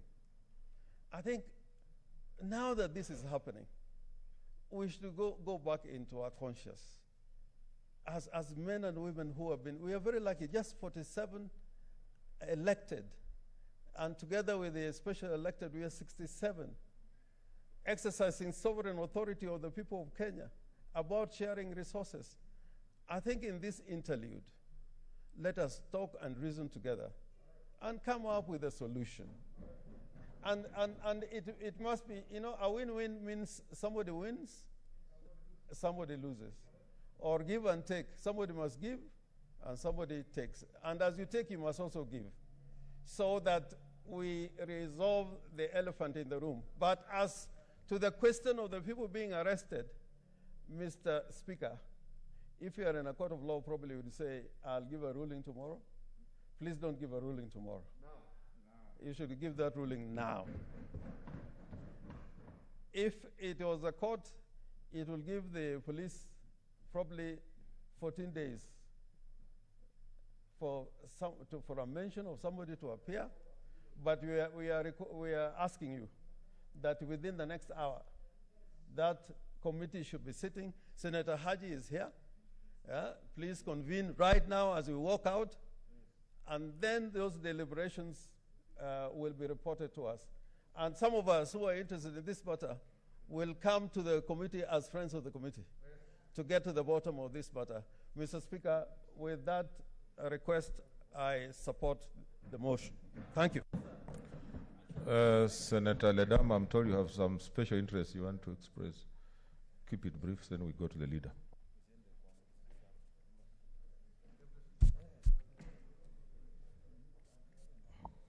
Mr. Speaker, sir, just in 3 minutes. In 1977, I believe it was August 18th, Steve Biko was arrested when he was leaving a political rally. And he said some very powerful words. He said, I'm going to be me as I am, and you can beat me or jail me or even kill me, but I'm not going to be what you want me to be.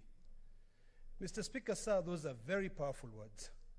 And they remind me today of a young man, Senator Lelekwe, of a young man, Senator Malala, and my dear neighbor, who is currently in the police custody.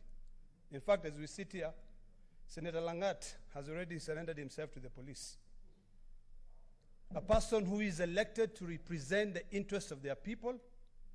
And when it comes to something so emotive, instead of allowing wisdom or the power to convince, you are intimidated.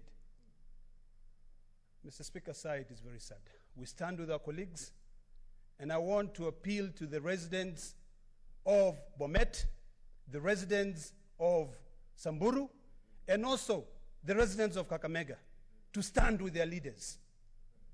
Senator Orengo spoke here, and earlier on today, Mr. Speaker, sir, during those periods where I become very emotive, I tweeted, and I said something that I totally believe in it, that we are going back to the era of Moi. I was hoping that my colleague, Senator Gideon Moi, will be here so that I can tell him, my brother, you and I are young. Let us not go back. Because what will happen is that we will look, people who have fought so hard, my dear brother, my dear, I call him my father. What's your point of order, Senator Mwaura? There's a point of order. Thank you, Mr. Speaker. Mr. Speaker, it is the order of this House that when the leader of minority speaks, it's only the leader of majority who responds. Now, Mr. Speaker, you said, let me finish. Mr. Speaker, Take You your said- seat, Senator Ledama. Take your seat.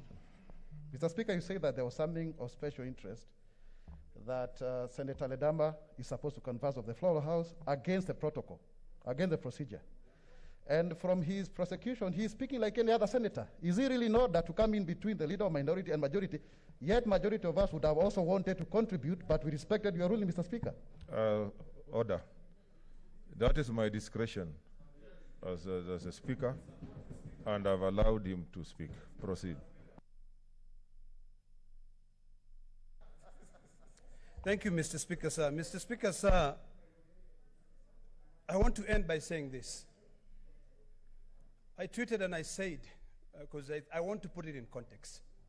I have a lot of respect for my father, Senator Orengo, who has been a reformer. But if he stood today and supported what this government is doing, he will turn from being a reformer to an errand boy of a dictator. Mr. Speaker, sir, these are things which are very emotive and very personal. And I'll end with a quote from Steve Biko. Once again, he said, the most potent weapon of the oppressor is the mind of the oppressed. Let us not sit here as honorable, distinguished members and see our colleagues suffer. Senator Lelekwe is a brother. Senator Langat is a brother. Senator Malala is a brother. And it doesn't matter whether we agree. We normally disagree here. But today, if I do not stand here and defend them, I will not have a face when I go back to my county. So, Mr. Speaker, sir. What's your point of information, Senator Murkomen? You can speak from there.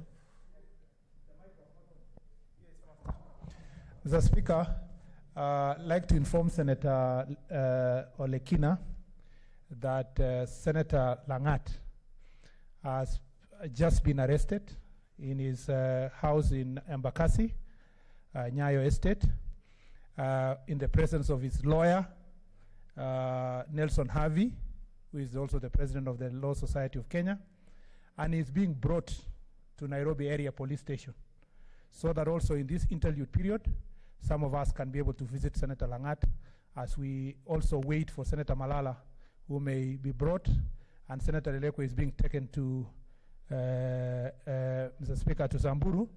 We only hope that he will not be blindfolded and thrown into a forest. I just wanted to inform him. Thank you, Mr. Speaker. Okay, conclude, Senator. Thank you, my brother, for informing me that. So, Speaker, I appreciate you giving me this opportunity. And Senator Pogisio, my leader, and Senator Orengo, this is a time for you to show leadership in this House. I beg you to look back and show leadership. Revenue formula aside. Senator Omanga, then Leader of Majority.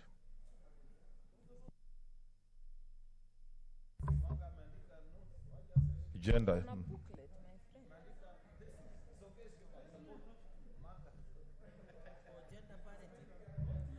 Thank you, Mr. Speaker. Please protect me from the male members who are almost, they're making noise and I'm not able to. Yes, thank you, Mr. Speaker. Mr. Speaker, I rise to support this motion by Senator Cherargei that we adjourn this House, Mr. Speaker. Mr. Speaker, I would say is a sad day for Kenya today. Mr. Speaker, this is not the spirit of the 2010 Constitution which Kenyans voted for. Mr. Speaker, this is not the spirit of my government, the Jubilee government, which I've voted for 4 times. Mr. Speaker, as a mother and a wife, I don't want to imagine what the wives and children of these 3 senators are going through. Mr. Speaker, these senators are relatively young. I can imagine they've got very young children. Having over 40 DCI officers brandishing guns outside your house at 2 a.m. What kind of trauma would these children go through, and the kind of stigma? While, Mr. Speaker, we have Jack Ma donations being stolen at JKIA and no one has been arrested up to date. While we have the court ruling on the Ruaraka land saga, and we've not seen anyone arrested, Mr. Speaker. Mr. Speaker, I would say we cannot breathe. Mr. Speaker, these fraudsters, they are now coming to Parliament. If they can treat senators and members of Parliament like that, then what happens to the raia, the wananchi, the normal Kenyans, the poor Kenyans with no voice back in the villages? Mr. Speaker, we should shun this. Mr. Speaker, today you have to come out strongly and stand with your members in this House. We cannot continue with business as usual until the 3 senators appear in this House. Thank you, Mr. Speaker. I support. Leader of Majority.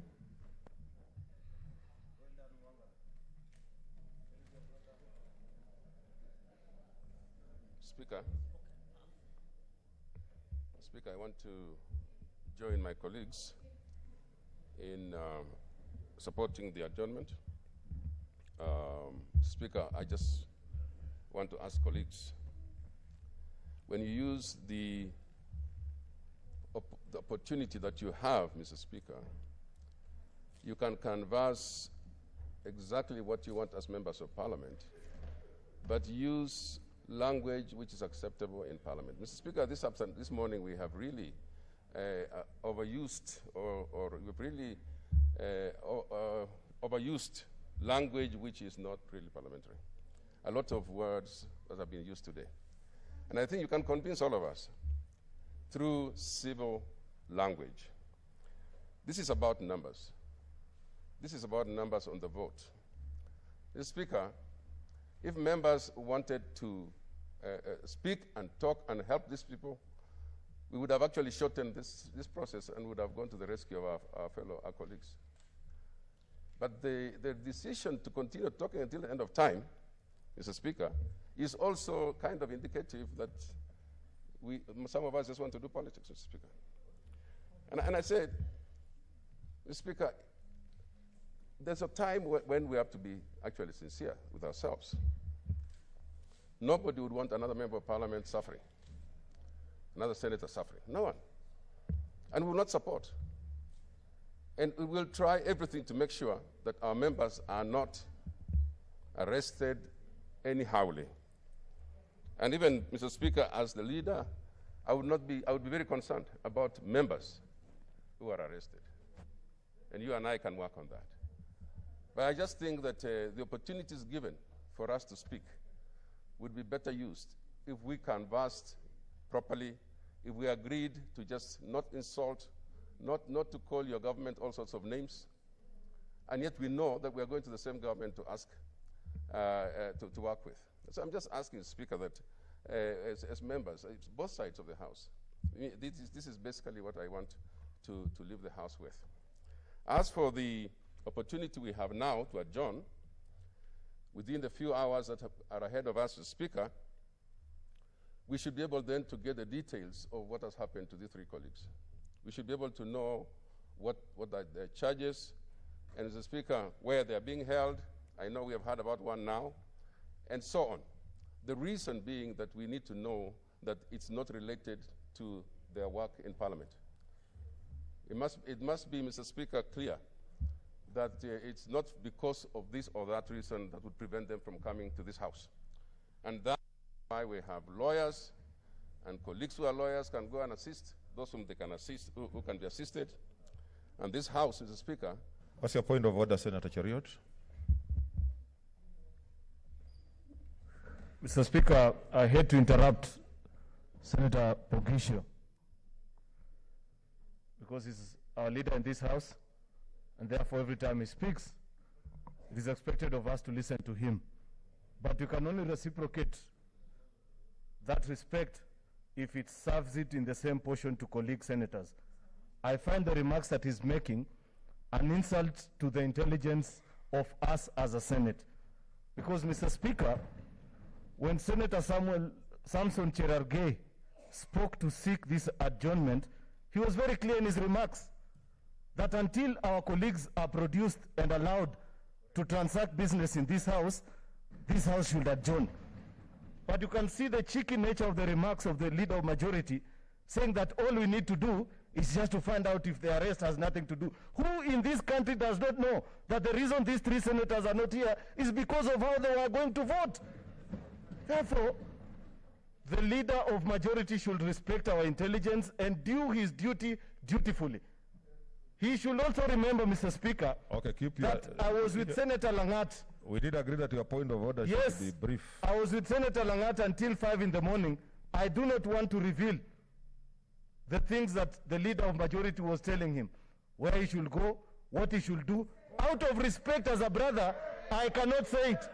Therefore, I find it very wrong for him to try and insinuate that we are just going on an exercise to find out how they are. That is not what we want to do. Until the 3 senators are here, no business goes on, Mr. Speaker. Okay, leader of majority. Mr. Speaker, I think, Mr. Speaker, if There's another point of order from Senator Kindiki. There's a point of order. let me respond to the other one. Let him, you will respond to both of them at a go. Order, leader of majority. Thank you, Mr. Speaker. Mr. Speaker, Senator for Kericho has made a very serious allegation against the leader of majority. Will I be in order, Mr. Speaker, to request you to direct the Senator for Kericho to tell us what the majority leader said about the 3 senators who are now facing threats, arrests, and intimidation. Let the leader of majority respond first. Speaker, I want this to look like it is clearly a choreographed thing that Senator Cheruiyot wants to talk about. He can reveal what he wants to reveal, whatever it is, because even I did not sleep engaging with Senator Langat at night, because I wanted him to be set free, to be free, Mr. Speaker, because he also talked to me. He looked for me. He looked for me. And the best way for him was to be safe. And so, Mr. Speaker, I will say this. Mr. Speaker, please let me finish my remarks. Order, members. Order, members. Mr. Speaker. Order, members. Mr. Speaker, Order. Mr. Speaker, we have agreed on this Let matter. the leader finish what he's saying. Order, then. Mr. Speaker, we have agreed on this matter. Order, members. We need to make progress. We need to get a way forward. So let him complete, then I give direction. Mr. Speaker, we have all faced arrest. We have been arrested. I've been arrested. Everyone has been arrested, Mr. Speaker. As a member of Parliament, with the privilege, we have been arrested. But Mr. Speaker, today I want to conclude this way. Mr. Speaker, let's not allow... What is your point of order, Senator Mazayo? Asante Bwana Spika, asante kwa heshima Bwana Spika. Ikiwa wewe kama Spika unaweza kutuheshimu na yule kiongozi walio wengi hawezi kutuheshimu, ni lazima endelee. Hii ni ukosefu wa heshima kwa kiongozi walio wengi.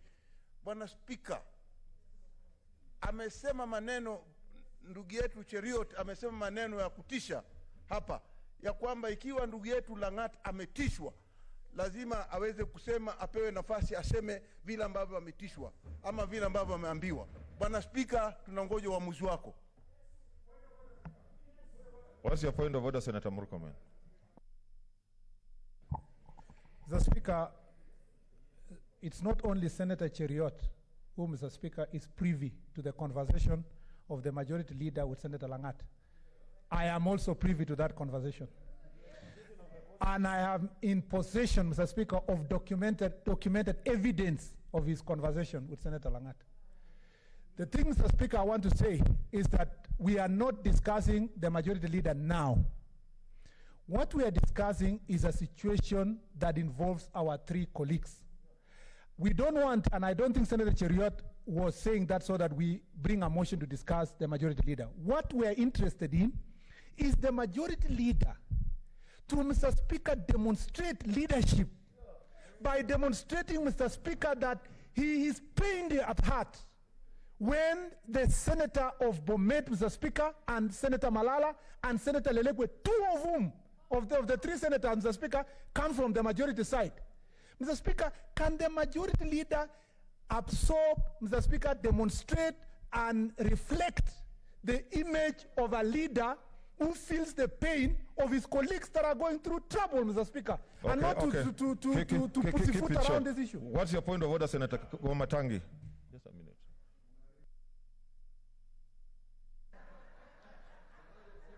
minute. Thank you, Mr. Speaker. Mr. Speaker, you know, you have made a decision, Mr. Speaker. You give a ruling, Mr. Speaker, and in allowing the majority leader to respond, you did so that what the motion sought first, which is to ensure that this House, with all the directions that have been given and the proposals that we get to find out precisely what has happened to members of this House, Mr. Speaker.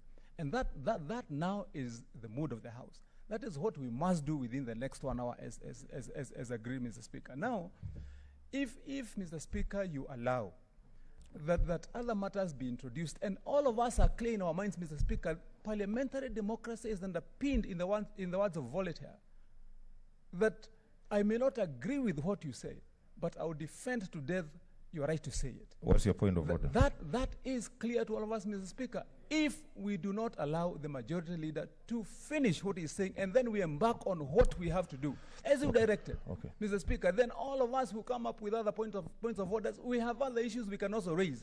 Mr. Speaker, I'm in possession of SMSs also to other people. Conclude. What we are saying, let us not bring extraneous matters. Let's get the majority leader to close and majority leader, get to the majority leader conclude. Thank you. Thank you, Mr. Speaker. Now in relation to the so-called information that's privy, that people are privy to, Mr. Speaker, I have said it is good if all the information that we are all privy to can be put here at the table for everyone, because everybody has communicated and there is enough information for everyone to share. And Mr. Speaker, this idea of trying to intimidate other speakers, trying to use this kind of intimidation, what kind of mind would I be playing with Honorable Cheruyot? What intelligence am I playing with, Mr. Speaker? I think we are all colleagues here. The qualification of being here is just to be elected and come here. So, Mr. Speaker, I would like to caution my young friend that getting overzealous. I don't think anybody would love the other senator more than all of us. We are concerned. We want the same concern to be overall here in this House, Mr. Speaker. So we go with one mind. We go to this recess all knowing that what we want is that our people, our members, are not intimidated. There is, as I say, Mr. Speaker, the freedom to speak. But I also say, as I caution members, that we speak a language that can convince others. Not to harass anybody, don't look like more people have more rights than others in this House. And so, Mr. Speaker, we adjourn and we take time. We come back at 2:30 and continue with our duty. Mr. Speaker, we have a very, very important duty to do. The duty also of passing the formula. So we need to get this sorted out. As important that you have responsibility as a Speaker, there's much that Speaker can do within your powers. There is much that I can do within my powers to make sure that we do not get people arrested and anyhowly, but also, Mr. Speaker, let's agree that we come back and proceed with our business. With those remarks, Speaker, I support. Thank you. Okay, order, members. I have listened to all of you have raised very serious concerns about our colleagues who are not here. And I want to agree I'm a servant of this House.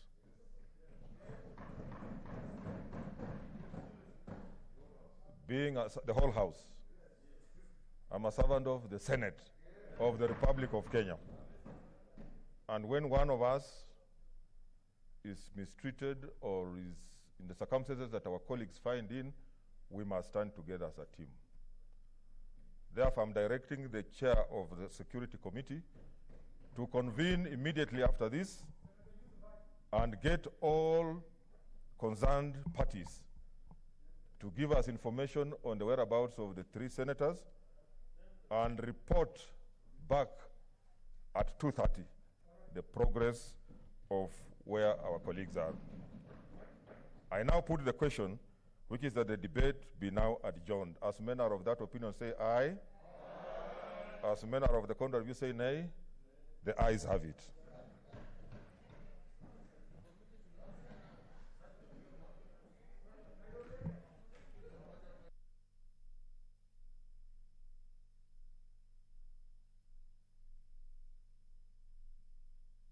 Okay, the House stands adjourned up to 2:30.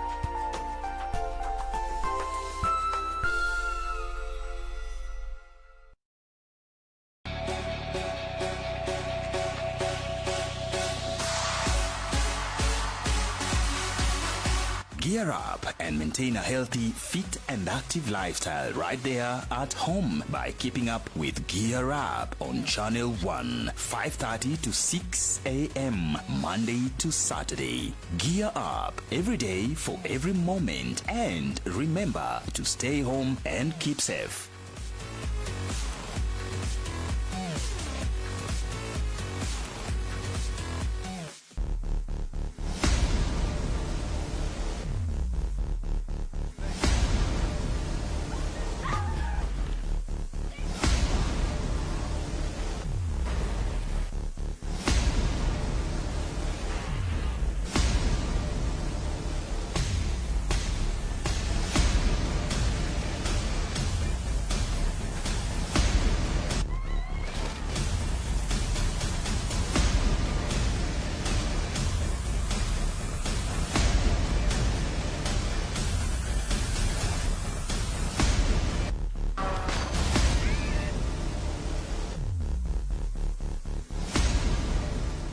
Tonight on KBC Channel 1. Alikuwa anadai nimtengeneze makopi zako zote. When?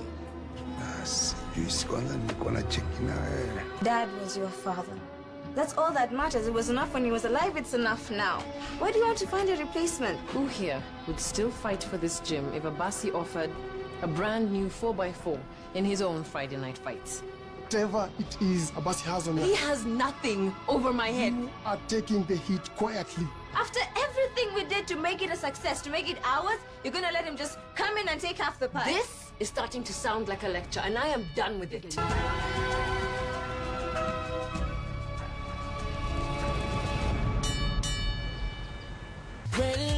Embakasi Utawala tuko locked. Ungem Autanyaururu Kasuku Massive Jeshi ya Nyeri Coast Maua na Kura ko locked mbaya. Kigumo Ward na ambao wote wako ndani ya KBC Channel 1. Akulaliki Wednesday bila the ref. Mbotela Auta Idara Kitengela. Kiambu County 33 Pipeline Meru anawakilisha. Rongai Maboksa pale go down. Karatina Auta Mlolongo wana enjoy show. Lare Sub County Auta Githurai 45. Lanet Barracks tuko ndani yake. Okongo Auta Carnation Maragwa Seti Nairobi. Fika wako locked mbaya sana. Watu wangu wa Nakuru Ngwaro. Auta Gilgil live kutoka Mazeras Bahati Massive. Embo Thika Massive. Siaya Shikambi Kakamega Bungoma County. Kusia Boda Kisumu City. Malindi yote iko ndani ya the ref. When I'm in Kenya, I tune in to the radio. Get your mind brave, focus, conscious. Kenya, East Africa. Right. Keep it locked.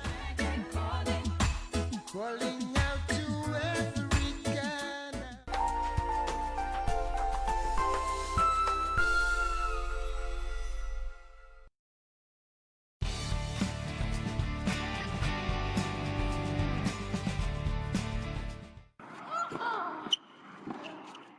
The French Open, the final Grand Slam of the year in Women's Tennis Association competitive season, an association which mentored former Kenya professional tennis player Veronica Osogo, who is now mentoring others to follow suit. It's worth it. It's worth it. I like it. It's an individual sport. Even if other teams collapse, like today, the major teams are collapsing. Tennis doesn't have that. I have my rackets. I'll do my own training. I can go for the tournaments anywhere I want for as long as I have the money, and nobody will stop me the way a team event, if things are not working, somehow all of you are messed and you have to go and look for another place to maybe join another team. I don't need to. Veronica fell in love with the sport while in India at the Guru Nanak Dev University, where she graduated with a bachelor's degree in economics. I've been in sports since primary school. When I was in high school, I played hockey. I did a lot of running, athletics, mostly long distances because we used to do a lot of fitness in hockey. So I think basically my life was just in sports. And for tennis, I learned it when I went to India. I think my last year or my second, maybe 98, 99, I think about 99 is when I noticed I was taken to a tennis court by a friend. So I didn't know that actually that was tennis. We used to go there and play for fun as Kenyans in India, just during our leisure time. So I think I saw it was an interesting thing, started watching it on TV, and before I noticed, I was enjoying the game. So I quit hockey to play tennis. There was no turning back after that, but not before she was taught a lesson during her first competitive time on the court.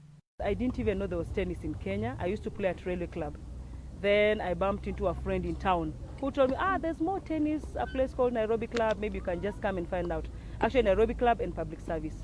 Then I went to public service. I met, there was a KCB group. KCB used to sponsor a lot of tennis players. So I went to public service to join the group and train with them. My first tournament, I actually played Mary Washira. And she beat me because I was, first you know me, I have potential, I was big. So I was just playing with my pleated skirt, enjoying the game. It was not about winning, it was just about what I love. She beat me 6-love, 6-love, I'll never forget. But thank God she's never beaten me again. So I just worked harder, yeah. So you later revenged? Yeah, later now I was more in the game, I was training a lot, and of course now, if I see her the other side, I still remember my 6-love. It's not a revenge, but I just am like, I'm way young and yeah, you need to just leave my space, yeah. She later gained her sweet revenge and also learned to use her body to send the message home. Yeah, but I'm used to being big, let me put it that way, since I was a kid. And now when I came here, in fact, the bigness, yes, it was an issue because I don't move, but then I was not playing it like a profession, I was playing it for fun. And then in the end, the game even toned me, the fitness. Now I was toned up, I was not as big, I could move now better.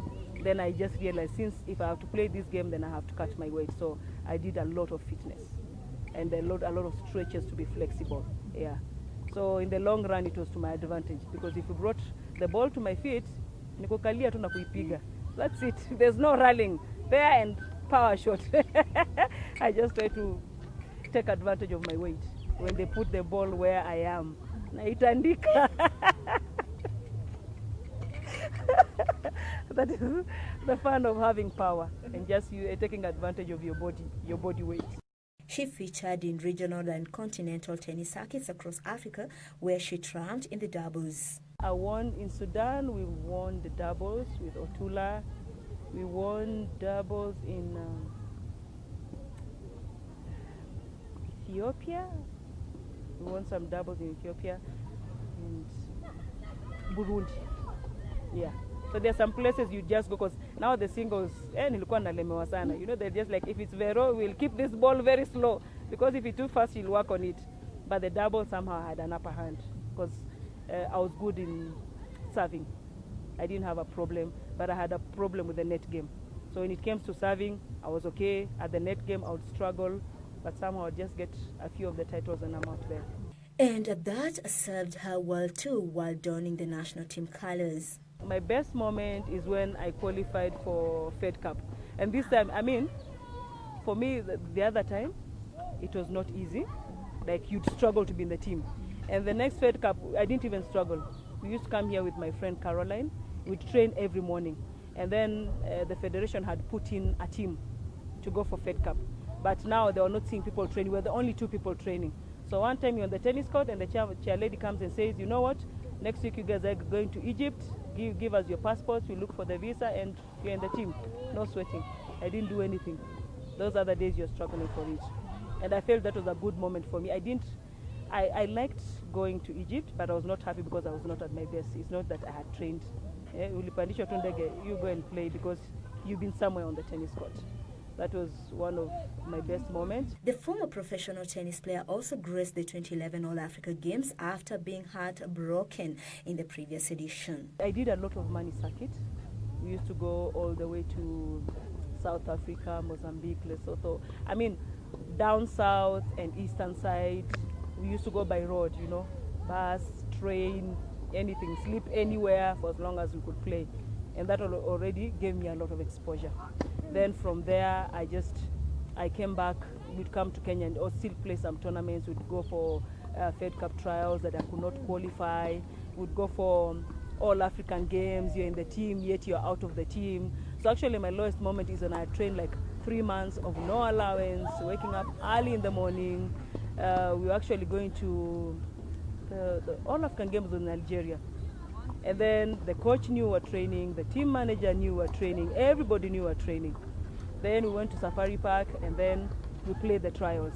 And we won and we were celebrating and saying things. Wow. The next day, it was not a team and that was not trials. They brought in other players who have not been training. The coach didn't fight for us, the team manager didn't fight for us, and we were told to go back and play again. You're angry. You're fighting all sorts of powerful people, and somebody says my daughter has to be in that team, and you say like, life is not like that. It was too unfair. In fact, I quit for about 2 years. I said, you know what, let it stay. If I'm going to work hard, no allowance, no lunch, you're being told you must be there training, and then other people come and take over the team, it's not worth it. So at one point, that was my lowest. I've never forgotten to this day. God indeed has a reason for everything, a purpose for everybody, as she found out later when she visited a friend in Kibera, where she found her real calling, transforming lives of many children and their households. Currently, I run a foundation for children in the slum called Zion Zone Tennis Foundation. I started it in 2006 after visiting Kibera just to see a friend's program. Yeah, and because I felt there was more like no hope there. Okay, what I saw, hopelessness, and the future was just not there if somebody doesn't come and help some of the kids who were there. So I decided, okay, I can use my tennis to just keep them busy. Initially it was just keeping them busy, no talent such. Yeah, but when I discovered that the kids can play tennis, then I said, then I can give them more time. So giving them more time meant slowing down on my career.